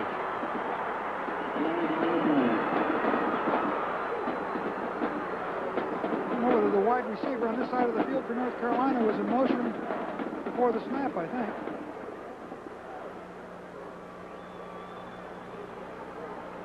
Well, Burris just clicked off about 7 or 8 yards on that one. Boy, he starts fast. Don't forget, immediately following this one, it'll be the potential college scoreboard. Disregard the flag. We have nothing. An inadvertent throw. Well, listen, that takes a little courage to eat the flag. But that's right when it's, the guy just inadvertently threw it. I think Stan Cabbage is going to ask for a time here. Here comes the substitute, Larry Griffin, in with the play. A little sign language there says, "Come on, coach, help me out." Right. What do we call? Here. We don't want that 5-yard delay of penalty. All right, it's 2nd down and 1 as Burris has picked up 11 and then 9 on 2 successive carries. McBetch goes to Anthony, going to throw, flips it down deep, got his man on the 5-yard line. Larry Griffin caught that ball between 2 defenders. Was it Griffin? Yeah, it was Griffin, yes. He went in motion. Watch Griffin go in motion. They'll deal the ball off to Anthony here like a pitch sweep. Quick support. Anthony stops. Spots Griffin. Watch Griffin make a great catch right here. Boom, as he hit, you thought the ball was going to come flying out, but it didn't. He hung onto the ball. If ever the Clemson defense is contested this year, it's going to be right now with 1st and goal to go on the 4-yard line. Carolina trailing 10-5. We're in the 3rd quarter with 1 minute and 28 seconds to go in it. Bryant, deep pitch, makes the cut, caught. Great defensive work by Clemson. Terry Kennard coming up to make the stop. And Jeff Davis, number 45, made the initial penetration. Well, you said it right, Bill. That was terrific defense on the part of Clemson. They stopped him for about a 3-yard loss. It's a sweep that he has been run very successfully. He does not get inside. There are so many players there. He does avoid a couple of tacklers right there. But look at Kennard come back after he was blocked. Number 43 and 45, Jeff Davis. Terrific defense. Tyrone Anthony is now the deep man, number 8 behind Burris. It's 2nd down. They've been pushed back to the 9-yard line, and because they're going to the Clemson end of the field, they cannot hear. All the Clemson orange is over on the far side. That's their side. And so Carolina says, hold it. Let's stop it right there. Let's talk it over. And so we have a timeout on the field. Carolina's out on the field at the 9-yard line. His team is poised defensively. It's a second down for Carolina. Cabbage throws it short. Tyrone Anthony couldn't get to the ball. Terry Kennard right there on him, along with Jeff Davis, brings up third down. The guy that really threw the timing of that play off was number 99, Jeff Bryant, the right tackle in there. Really got a lot of penetration, got his hands up, and made the throw very difficult going to the left. Ball comes back to the 9-yard line. They had a first and goal. Boy, that's really something, that graphic that just came up. Only 2 touchdowns rushing this year. That's quite an accomplishment. And you can see them stiffening up here. Well, a year ago, it was North Carolina that made the goal line stand. Now, the ball is rifled into the end zone, incomplete. Richardson was there. Hollis Hall, number 29, was covering on the play. Richardson turned and said, I think that's interference. The official said, no, I don't think so. Well, they're going to take the 3. Let's see whether or not we can pick it out. Richardson goes into the end zone. Stan Cabbage had plenty of time. Now he turns and starts to work away from Hollis. No, Richardson went back into Hollis Hall. That was not interference. Good call by the officials. Here is Brooks Barwick, who made a field goal for North Carolina early in the second quarter. He puts this one up, and it's good. A 26-yard field goal by Brooks Barwick, and that brings the score up to 10-8. Clemson will have the wind to their back. Indiana leading Wisconsin. Boy, that's a key game for the Badgers. Whoops. Yep, that could be number 29. That would set a record, unfortunately, for Northwestern.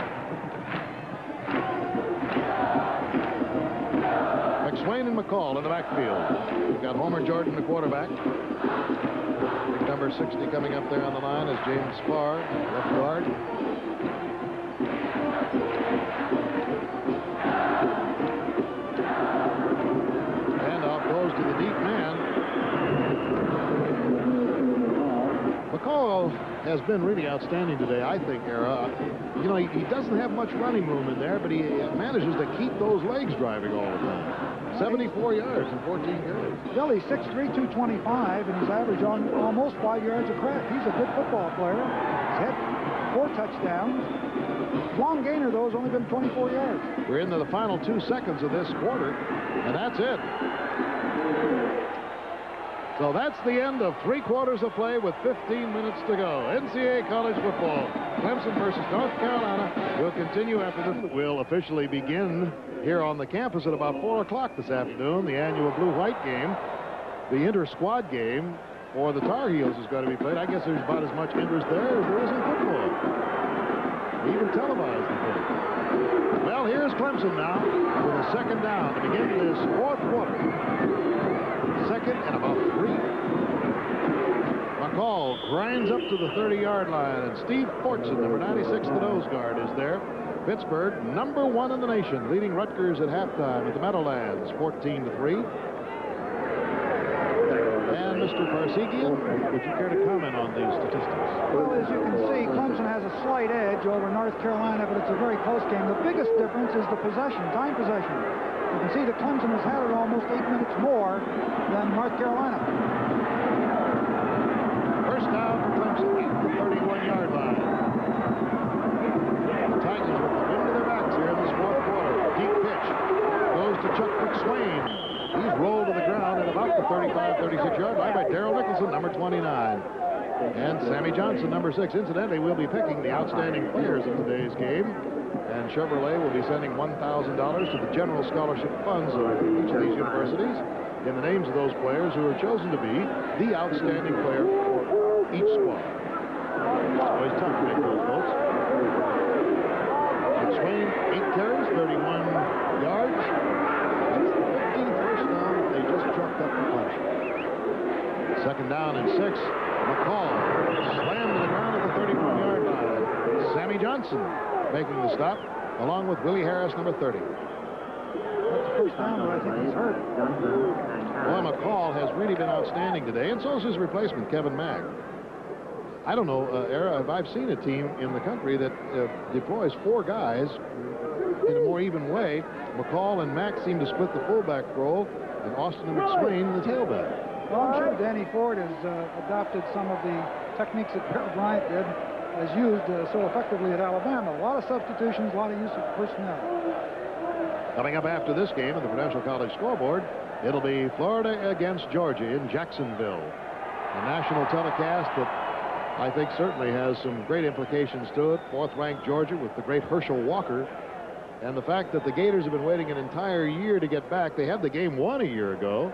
Had the Georgia pinned back to the 7-yard line. They were leading it by, what, 21-19 or 21-20, whatever it was. It wound up 26-21 on that 93-yard pass. That was spectacular play, really was.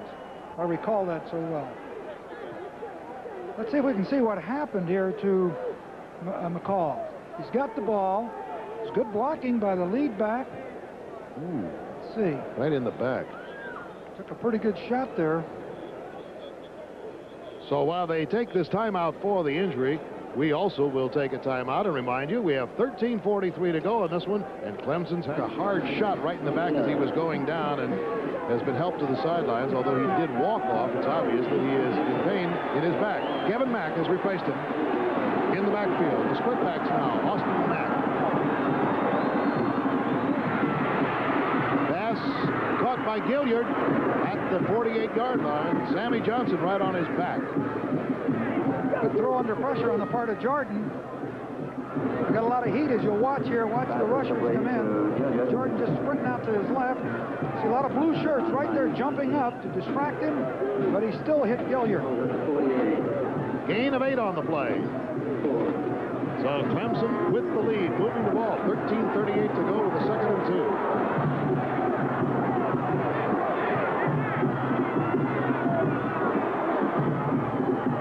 Oh, what a hit there. Calvin Daniels just leaped across that line and smacked Kevin Mack before he could even take a step.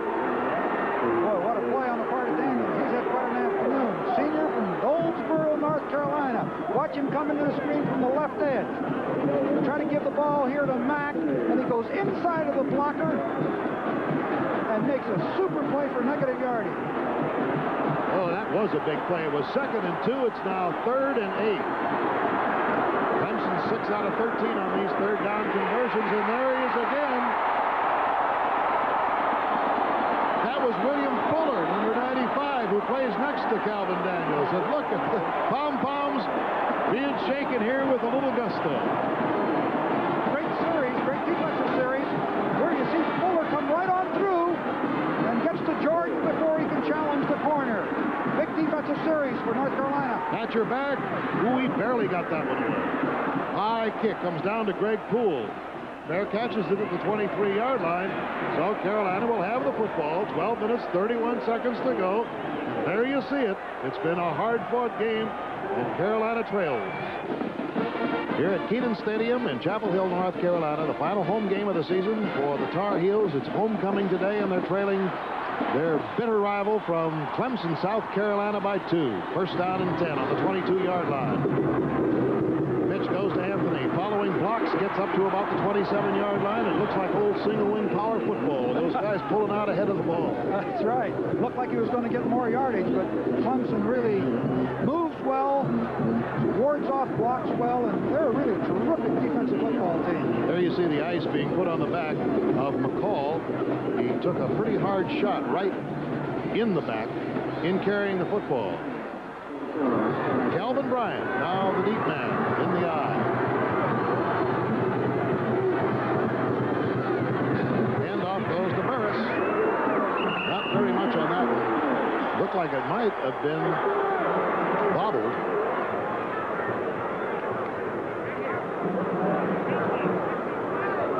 Burris gets up a little slowly.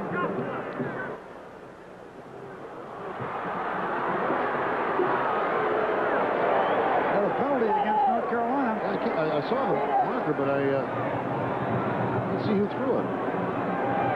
Let's see if it comes on here. A 15-yarder. Shot block. Oh, On the blue. Well, he's made a mistake there. He Second marked down. off. Oh, I guess that's a 15-yard line. Okay. Shot block. You know, you don't often see that when you have those plays into the center of the line. A lot of times you see them on those wide sprints. Be that as it may, it is now second down and 20. North Carolina on the 15-yard line, trailing in this one by 2. Stankevich gives the ball off to Kelvin Bryant. He runs right in to the arms of a Clemson player who was considerably larger than he was. Well, Get a line on him. you know, Put a bear hug on him right at about the 17 or 18-yard line. Marked their forward progress at the 19. It was Danny Triplett, strong side linebacker. Well, that tells the story of how strong the Clemson defense has been today under tight situations. Stankevich, good faking. Flips a little pass over to Burris, and he's out of bounds at the 27-yard line. Not nearly enough to gain. and must punt into the wind. 4th down and about 7. Now, believe me, the wind is really whipping. It's been strong ever since early this morning, and the flag is absolutely stretched out straight. Jeff Hayes has a strong foot. He plants a good one across midfield. High kick coming down. Fair catch. Call for fumble. Covered by Carolina. Davis fumbled the ball. Couldn't quite get back to it. And the Tar Heels recover.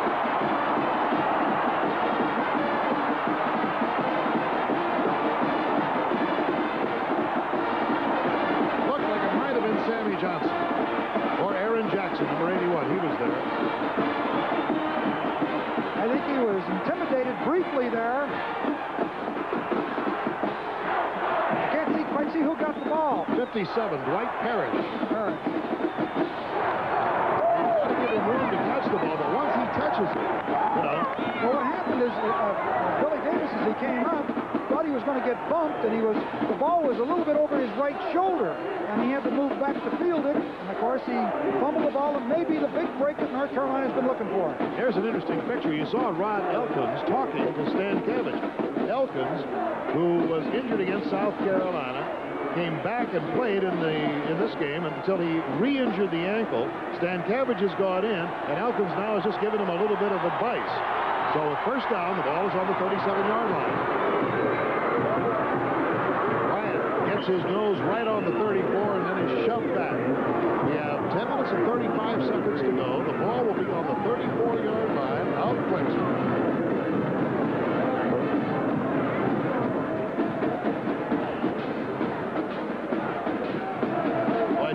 Breaks can really make a difference in a game. I think that was only the second turnover in this entire game.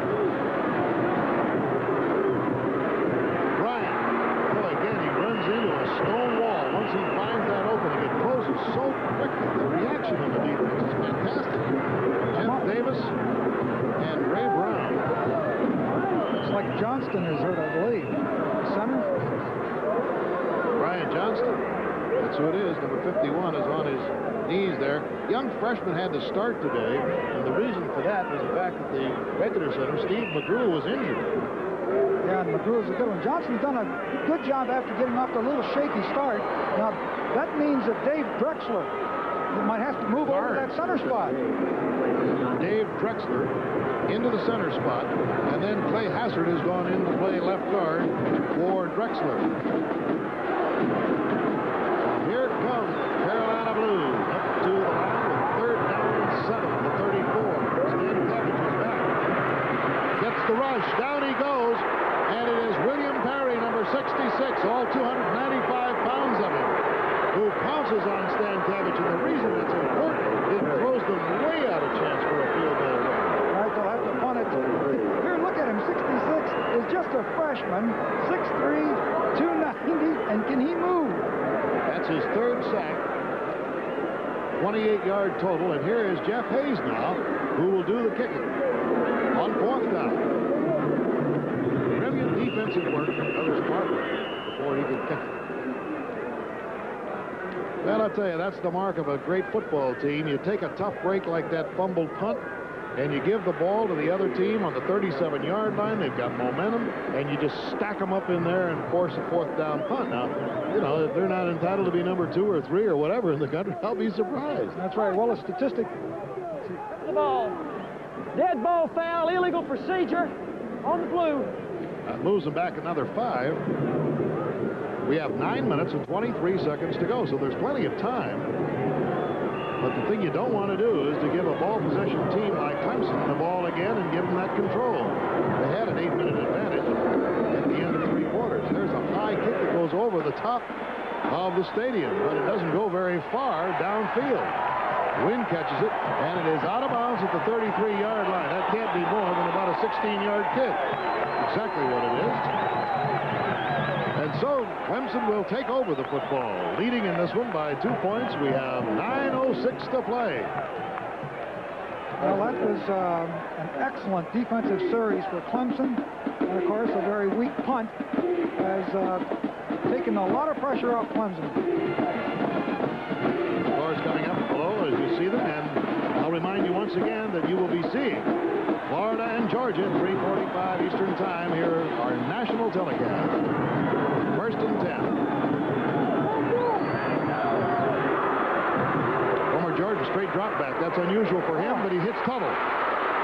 Tuttle spins down to the 42-yard line before Darrell Lucas tripped him up, and he saved the touchdown by so doing. Great audible on the part of Jordan. He gets one-on-one on Tuttle. He steps back. Tuttle turns on the look-in. Jordan hits him, and if this tackle is missed, look out. Tuttle's going to go all the way. That's Lucas finally got him down. Darrell Lucas. First down on the 42-yard line, and Clemson now starting to move the football. They're leading in this one in a very close and hard-fought contest by the score of 10-8. Gilliard goes in motion. Jordan shuttles inside, saw the opening. Good peripheral vision here, and it gave him about 7 yards. Good judgment by Jordan again. He had no chance of dealing the ball off on the option, the speed option down the line. Took the inside and picked up good yardage. Danny Ford, who was really the youngest coach at the age of 31 in the nation when he was named as the head coach of Clemson.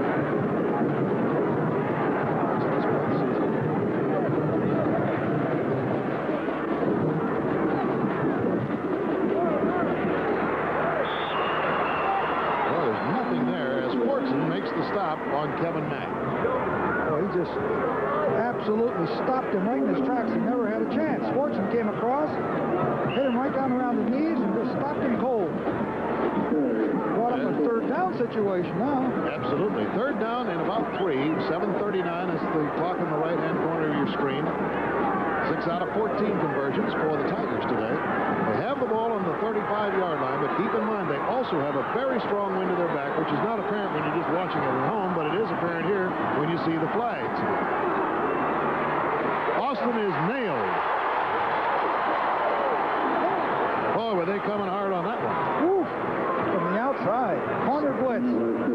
Willie Harris, a strong safety. Harris was hurt. Number 30 there. He just turned his ankle a little bit. Harris and Fortson. He's going to punt it. He's got a field goal. Dale Hatcher reporting in, number 5. Greg Poole will go deep. Hatcher's got about a 34-yard average today. Tell you one thing he can do here.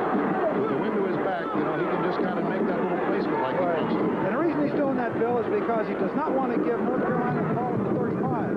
Oh, he hit it too hard. It's going to go over. Maybe into South Carolina. He should bunt it. That's what we call our bunt punt. Just drop it inside that 10-yard line. So with 6:36 to go in the ball game, it's still 10-8. Carolina Clemson holding that lead. Carolina has not beaten the Tigers here at Kenan Stadium since 1971, and they're still trailing. Stan Cabbage throws a little swing pass to Burris. Burris gets it up to the 31-yard line. First down. Danny Triplett made the stop, and Burris with that good second effort. Good little misdirection play. Good fake on the part of Stan Cabbage, and Burris slipped out into the left flat. Here's the first down. You can see Clemson sizably ahead.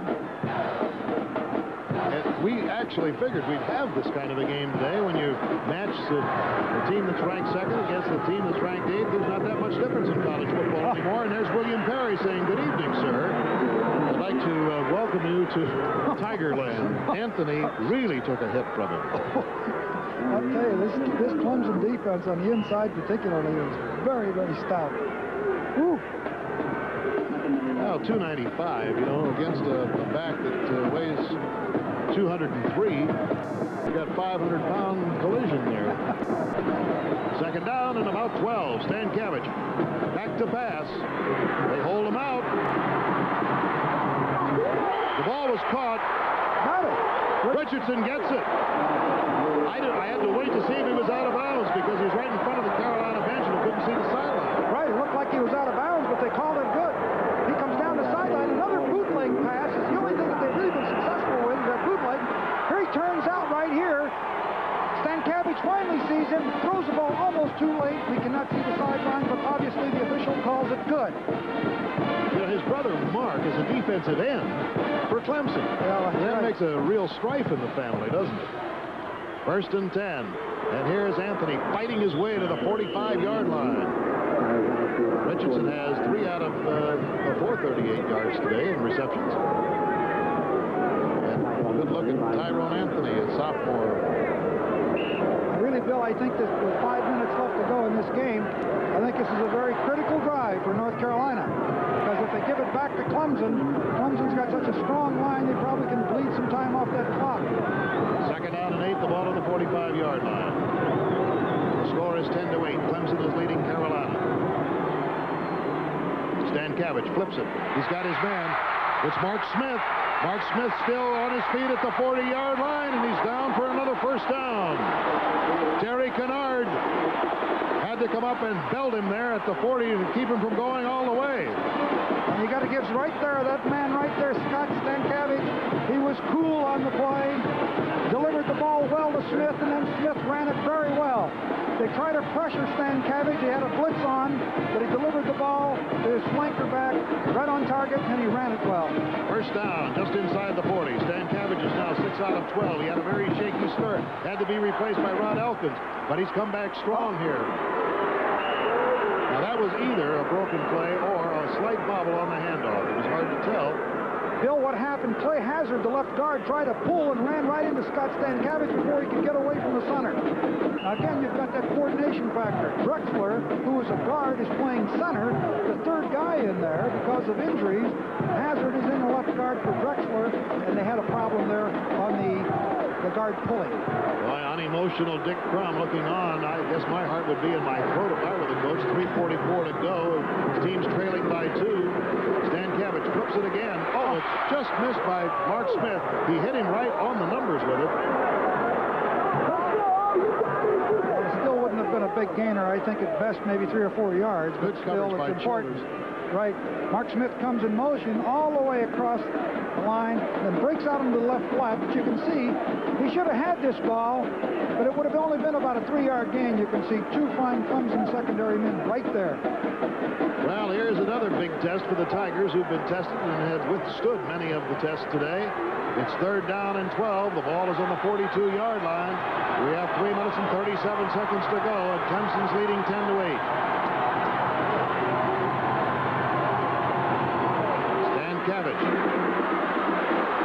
looks, throws too high, intended for Richardson, who looked like he may have slipped in trying to get back to it.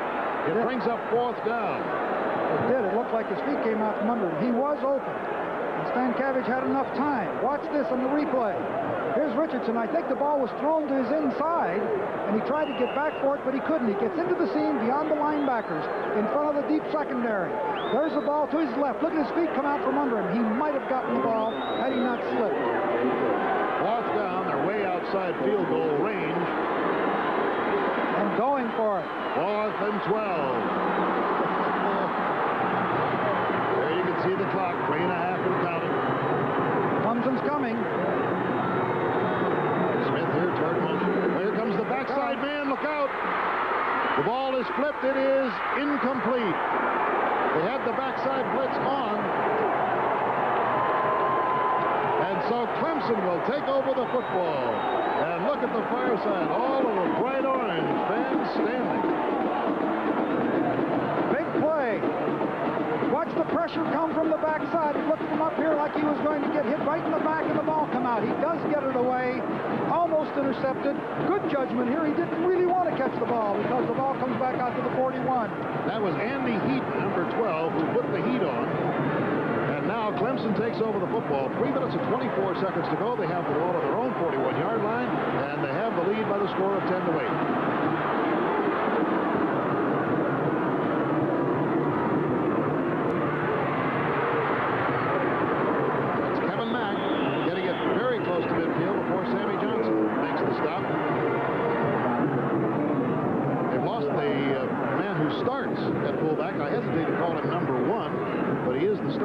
Jeff McCall, who took a pretty hard shot in the back beginning of this fourth quarter. It's a big play for Clemson because now North Carolina, with only 2 timeouts, is in a tough situation with 2nd down and 1 or 2 if they're going to try to control the clock. The clock is running. 2:50 to go. Jordan took lots of time, straight little drop back. Throws it to Tuttle. Nope, can't get to it. Again, there was the audible, just like he had it before. Got the one-on-one on Tuttle and tried to throw the ball down there to him. He overthrew him. Surprising to me, really, because with 2:39 left to go, 2nd down and 2 or 3 yards to go, 2 yards, I guess it is, they'll have 3rd down. If they don't make it, they're going to be compelled to punt the football.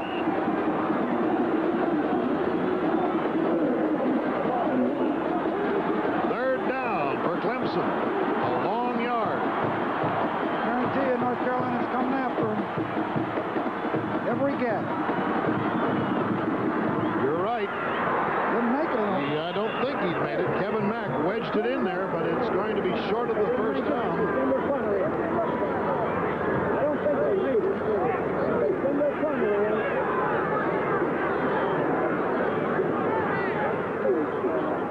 This is Bill Fleming along with Ara Parsegian, and we welcome our other viewers who've been watching other regional games here on ABC. We've had a tremendous football game here today in the Atlantic Coast Conference. 2nd-ranked Clemson against 8th-ranked North Carolina. It's been a tremendously hard-fought defensive game, and right now as you join us, we see a player down on the field. A crucial measurement coming up here because here's the situation. Clemson leads 10-8. On a 3rd down situation, they wedge the ball into the line. If it becomes a 4th down, it makes a big decision for the Tigers. Do they go for it, hanging on to a 2-point lead, or do they kick the ball away and give the ball to Carolina with 2 minutes and 35 seconds to go? You got to kick it away, Bill. And it's short. Because a field goal can beat them. They cannot allow to give North Carolina the ball in their territory. Or right at the 50-yard line. It's too short a period to go. Way to go. Well, Dale Hatcher, coming into this game with a 44-yard average, will have a strong wind to his back. And Greg Poole is a single safety man for Carolina. In this game, he's averaged a little bit over 35 yards. There's Poole. Good punt return man. 2:34 to go. Clemson leading by the score of 10-8. High spiral kick. No attempt to catch it. It goes out of bounds. It goes out of bounds at the 2-yard line. What a punt. Woo! 47 yards, and it could not have been more on a pinpoint to the goal line. It went out of bounds off the toe of Dale Hatcher.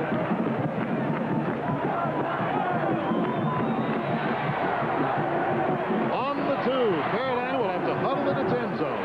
2 minutes and 19 seconds to go. Although Carolina won the game a year ago at Clemson with a great goal line stand, the Tar Heels have not defeated the Tigers here in Kenan Stadium since 1971. Dick Crum looks glumly on. He knows his team's in a tough spot. They're 98 yards from the goal line. Here's Stan Cabbage. Sprinting out. Incomplete. Anthony Rose was covering Marks for Smith on the play. Bill, I think Stan Cabbage did an excellent job that time. Mark Smith dropped the football. He should have had it. He delivered it right to him. And for the benefit of those viewers who are joining us a little bit late, 2 of the outstanding players of Carolina this year, Rod Elkins, the quarterback, and Calvin Bryant, the tailback, rejoined the club today. However, Elkins did go out with a re-injury of the ankle. Bryant has looked healthy. Here's Stan Cabbage. This is Elkins' replacement, and he's in the end zone. the ball again. Also, the risk factor of 2 points in the end zone would not make it possible for a field goal to bring it back. And there is Dick Brown, the head coach, talking to Brad Elkins. You see, Richardson just comes down to the flat here at about 11, 12-yard line. The ball is a little bit low, but he just can't hang on to it. Third down. The ball is on the 2 where it was booted out of bounds. And Carolina is trailing by 2. Here comes Stan Cabbage going to run it out now. Gets to the 10, to the 12. He makes the first down. Should I say very close to it? No, I'm sure he made it. It's at the He made it, Bill. 13-yard line. Made it by a yard. No huddle. 1:50 to go. Stan Cabbage drills one, but it is incomplete. Mark Smith, number 45. So we have 1:44 to go now. And North Carolina, ranked 8th in one poll, 9th in another, against second ranked or third ranked, depending on which poll you like to follow. Clemson, you follow the Associated Press poll, puts it number 2. Clemson, one of 4 teams in Division 1A that's undefeated and untied. Clemson, Pittsburgh, Yale, Hawaii. Second down and 10. Stan Cabbage with 1:40 to go. Fires it to the sideline. Tyrone Anthony misses the ball at the 45-yard line. Oh, he had that right in his hands. That could have been a big, big play. Third down coming up. Stan Cabbage put it right there. He rolls to the right. He has 2 receivers. He actually had 2 receivers on the backside here open. Anthony's going up the sideline. Watch the ball go right through his hands. Well, it was a tough catch. It was off up there pretty high, but normally I think Anthony's a good receiver. Normally he can grab him up pretty well. And the pressure continues to mount now on the Tar Heels as they have a third down and 10. Going just for the first down at the 24-yard line. The catch was made, but it's about a yard short of the first down. 9-yard gain. Clock running. Time called by Coach Dick Brummer. He wants to stop that clock. And here comes Stan Cabbage over to talk to his head coach with a 4th down and 1 with 1 minute and 20 seconds to go. But keep in mind, there's only a 2-point difference between these 2 teams. Also keep in mind that North Carolina has but 1 timeout left with 1:20 left to go in this ball game. Well, Acacia joined us a little bit late today. Let me remind you that the first scoring took place on the part of North Carolina in the second quarter. Barwick made a 22-yard field goal. Then 8 minutes later, Clemson made a fine drive, 81 yards, and Jeff McCall went over on a 7-yard run to make the score 7-3 Clemson. Then also, with 14 seconds to go in the first half, Barlow blocked a Clemson punt. It went out of the end zone before Carolina could get a hold of it. That meant it was a safety, and the score was rather unusual, 7-5. In the third quarter, with 6:53 to go, Donald Ingabwike, the Nigerian place kicker, booted one 39 yards, and Clemson was up 10-5. And then Barwick booted one to make it 10-8 for North Carolina.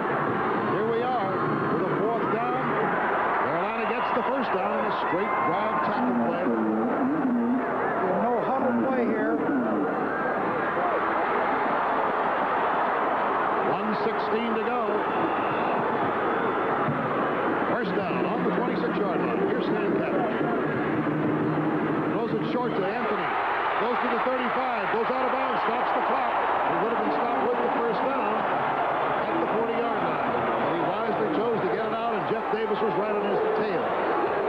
Good decision right there, but still, I think that the problem that North Carolina has is they have to take the ball deep into Clemson territory because of the wind factor. Here's the replay. A good job of hitting the target, and then Anthony does a nice job of running by shaking one tackler, uses good judgment, getting out of bounds, stopping the clock. Swing pass, and Burris is nailed. Well, he knew that man was right there running.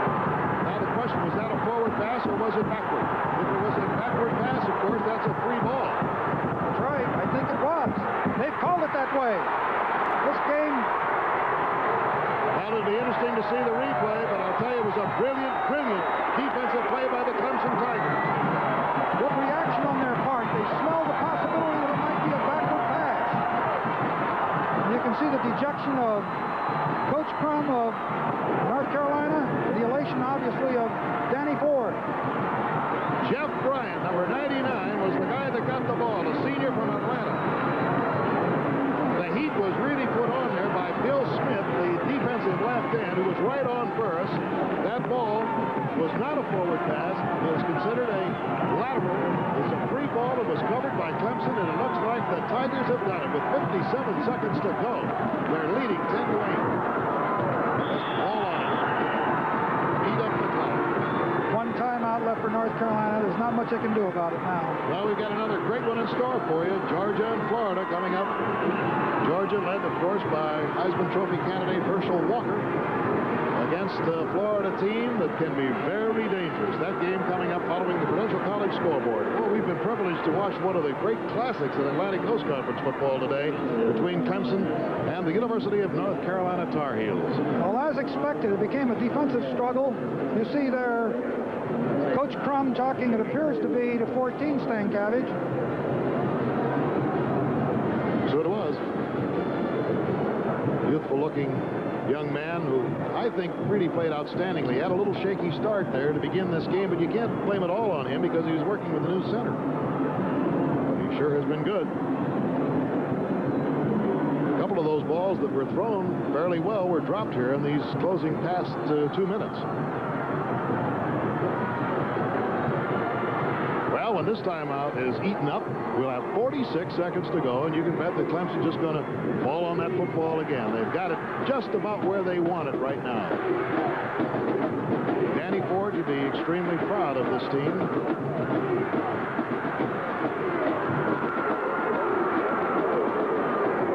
Tuttle is out wide to the right. Not if you'll see him in much action, though, as Homer Jordan, the quarterback, falls down on the ball. I thought he's called an outstanding game today. Really has. They've done an excellent job. This turned out just the way we figured. A defensive struggle. Two great football teams. Both of them coming into the game with high rankings, both statistically as well as in the polls. And this has been a whale of a ball game.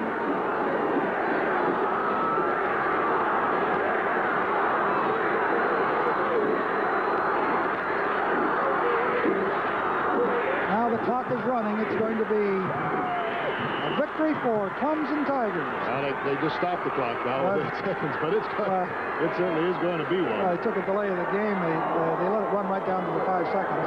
Now they've got to put the ball into play one more time.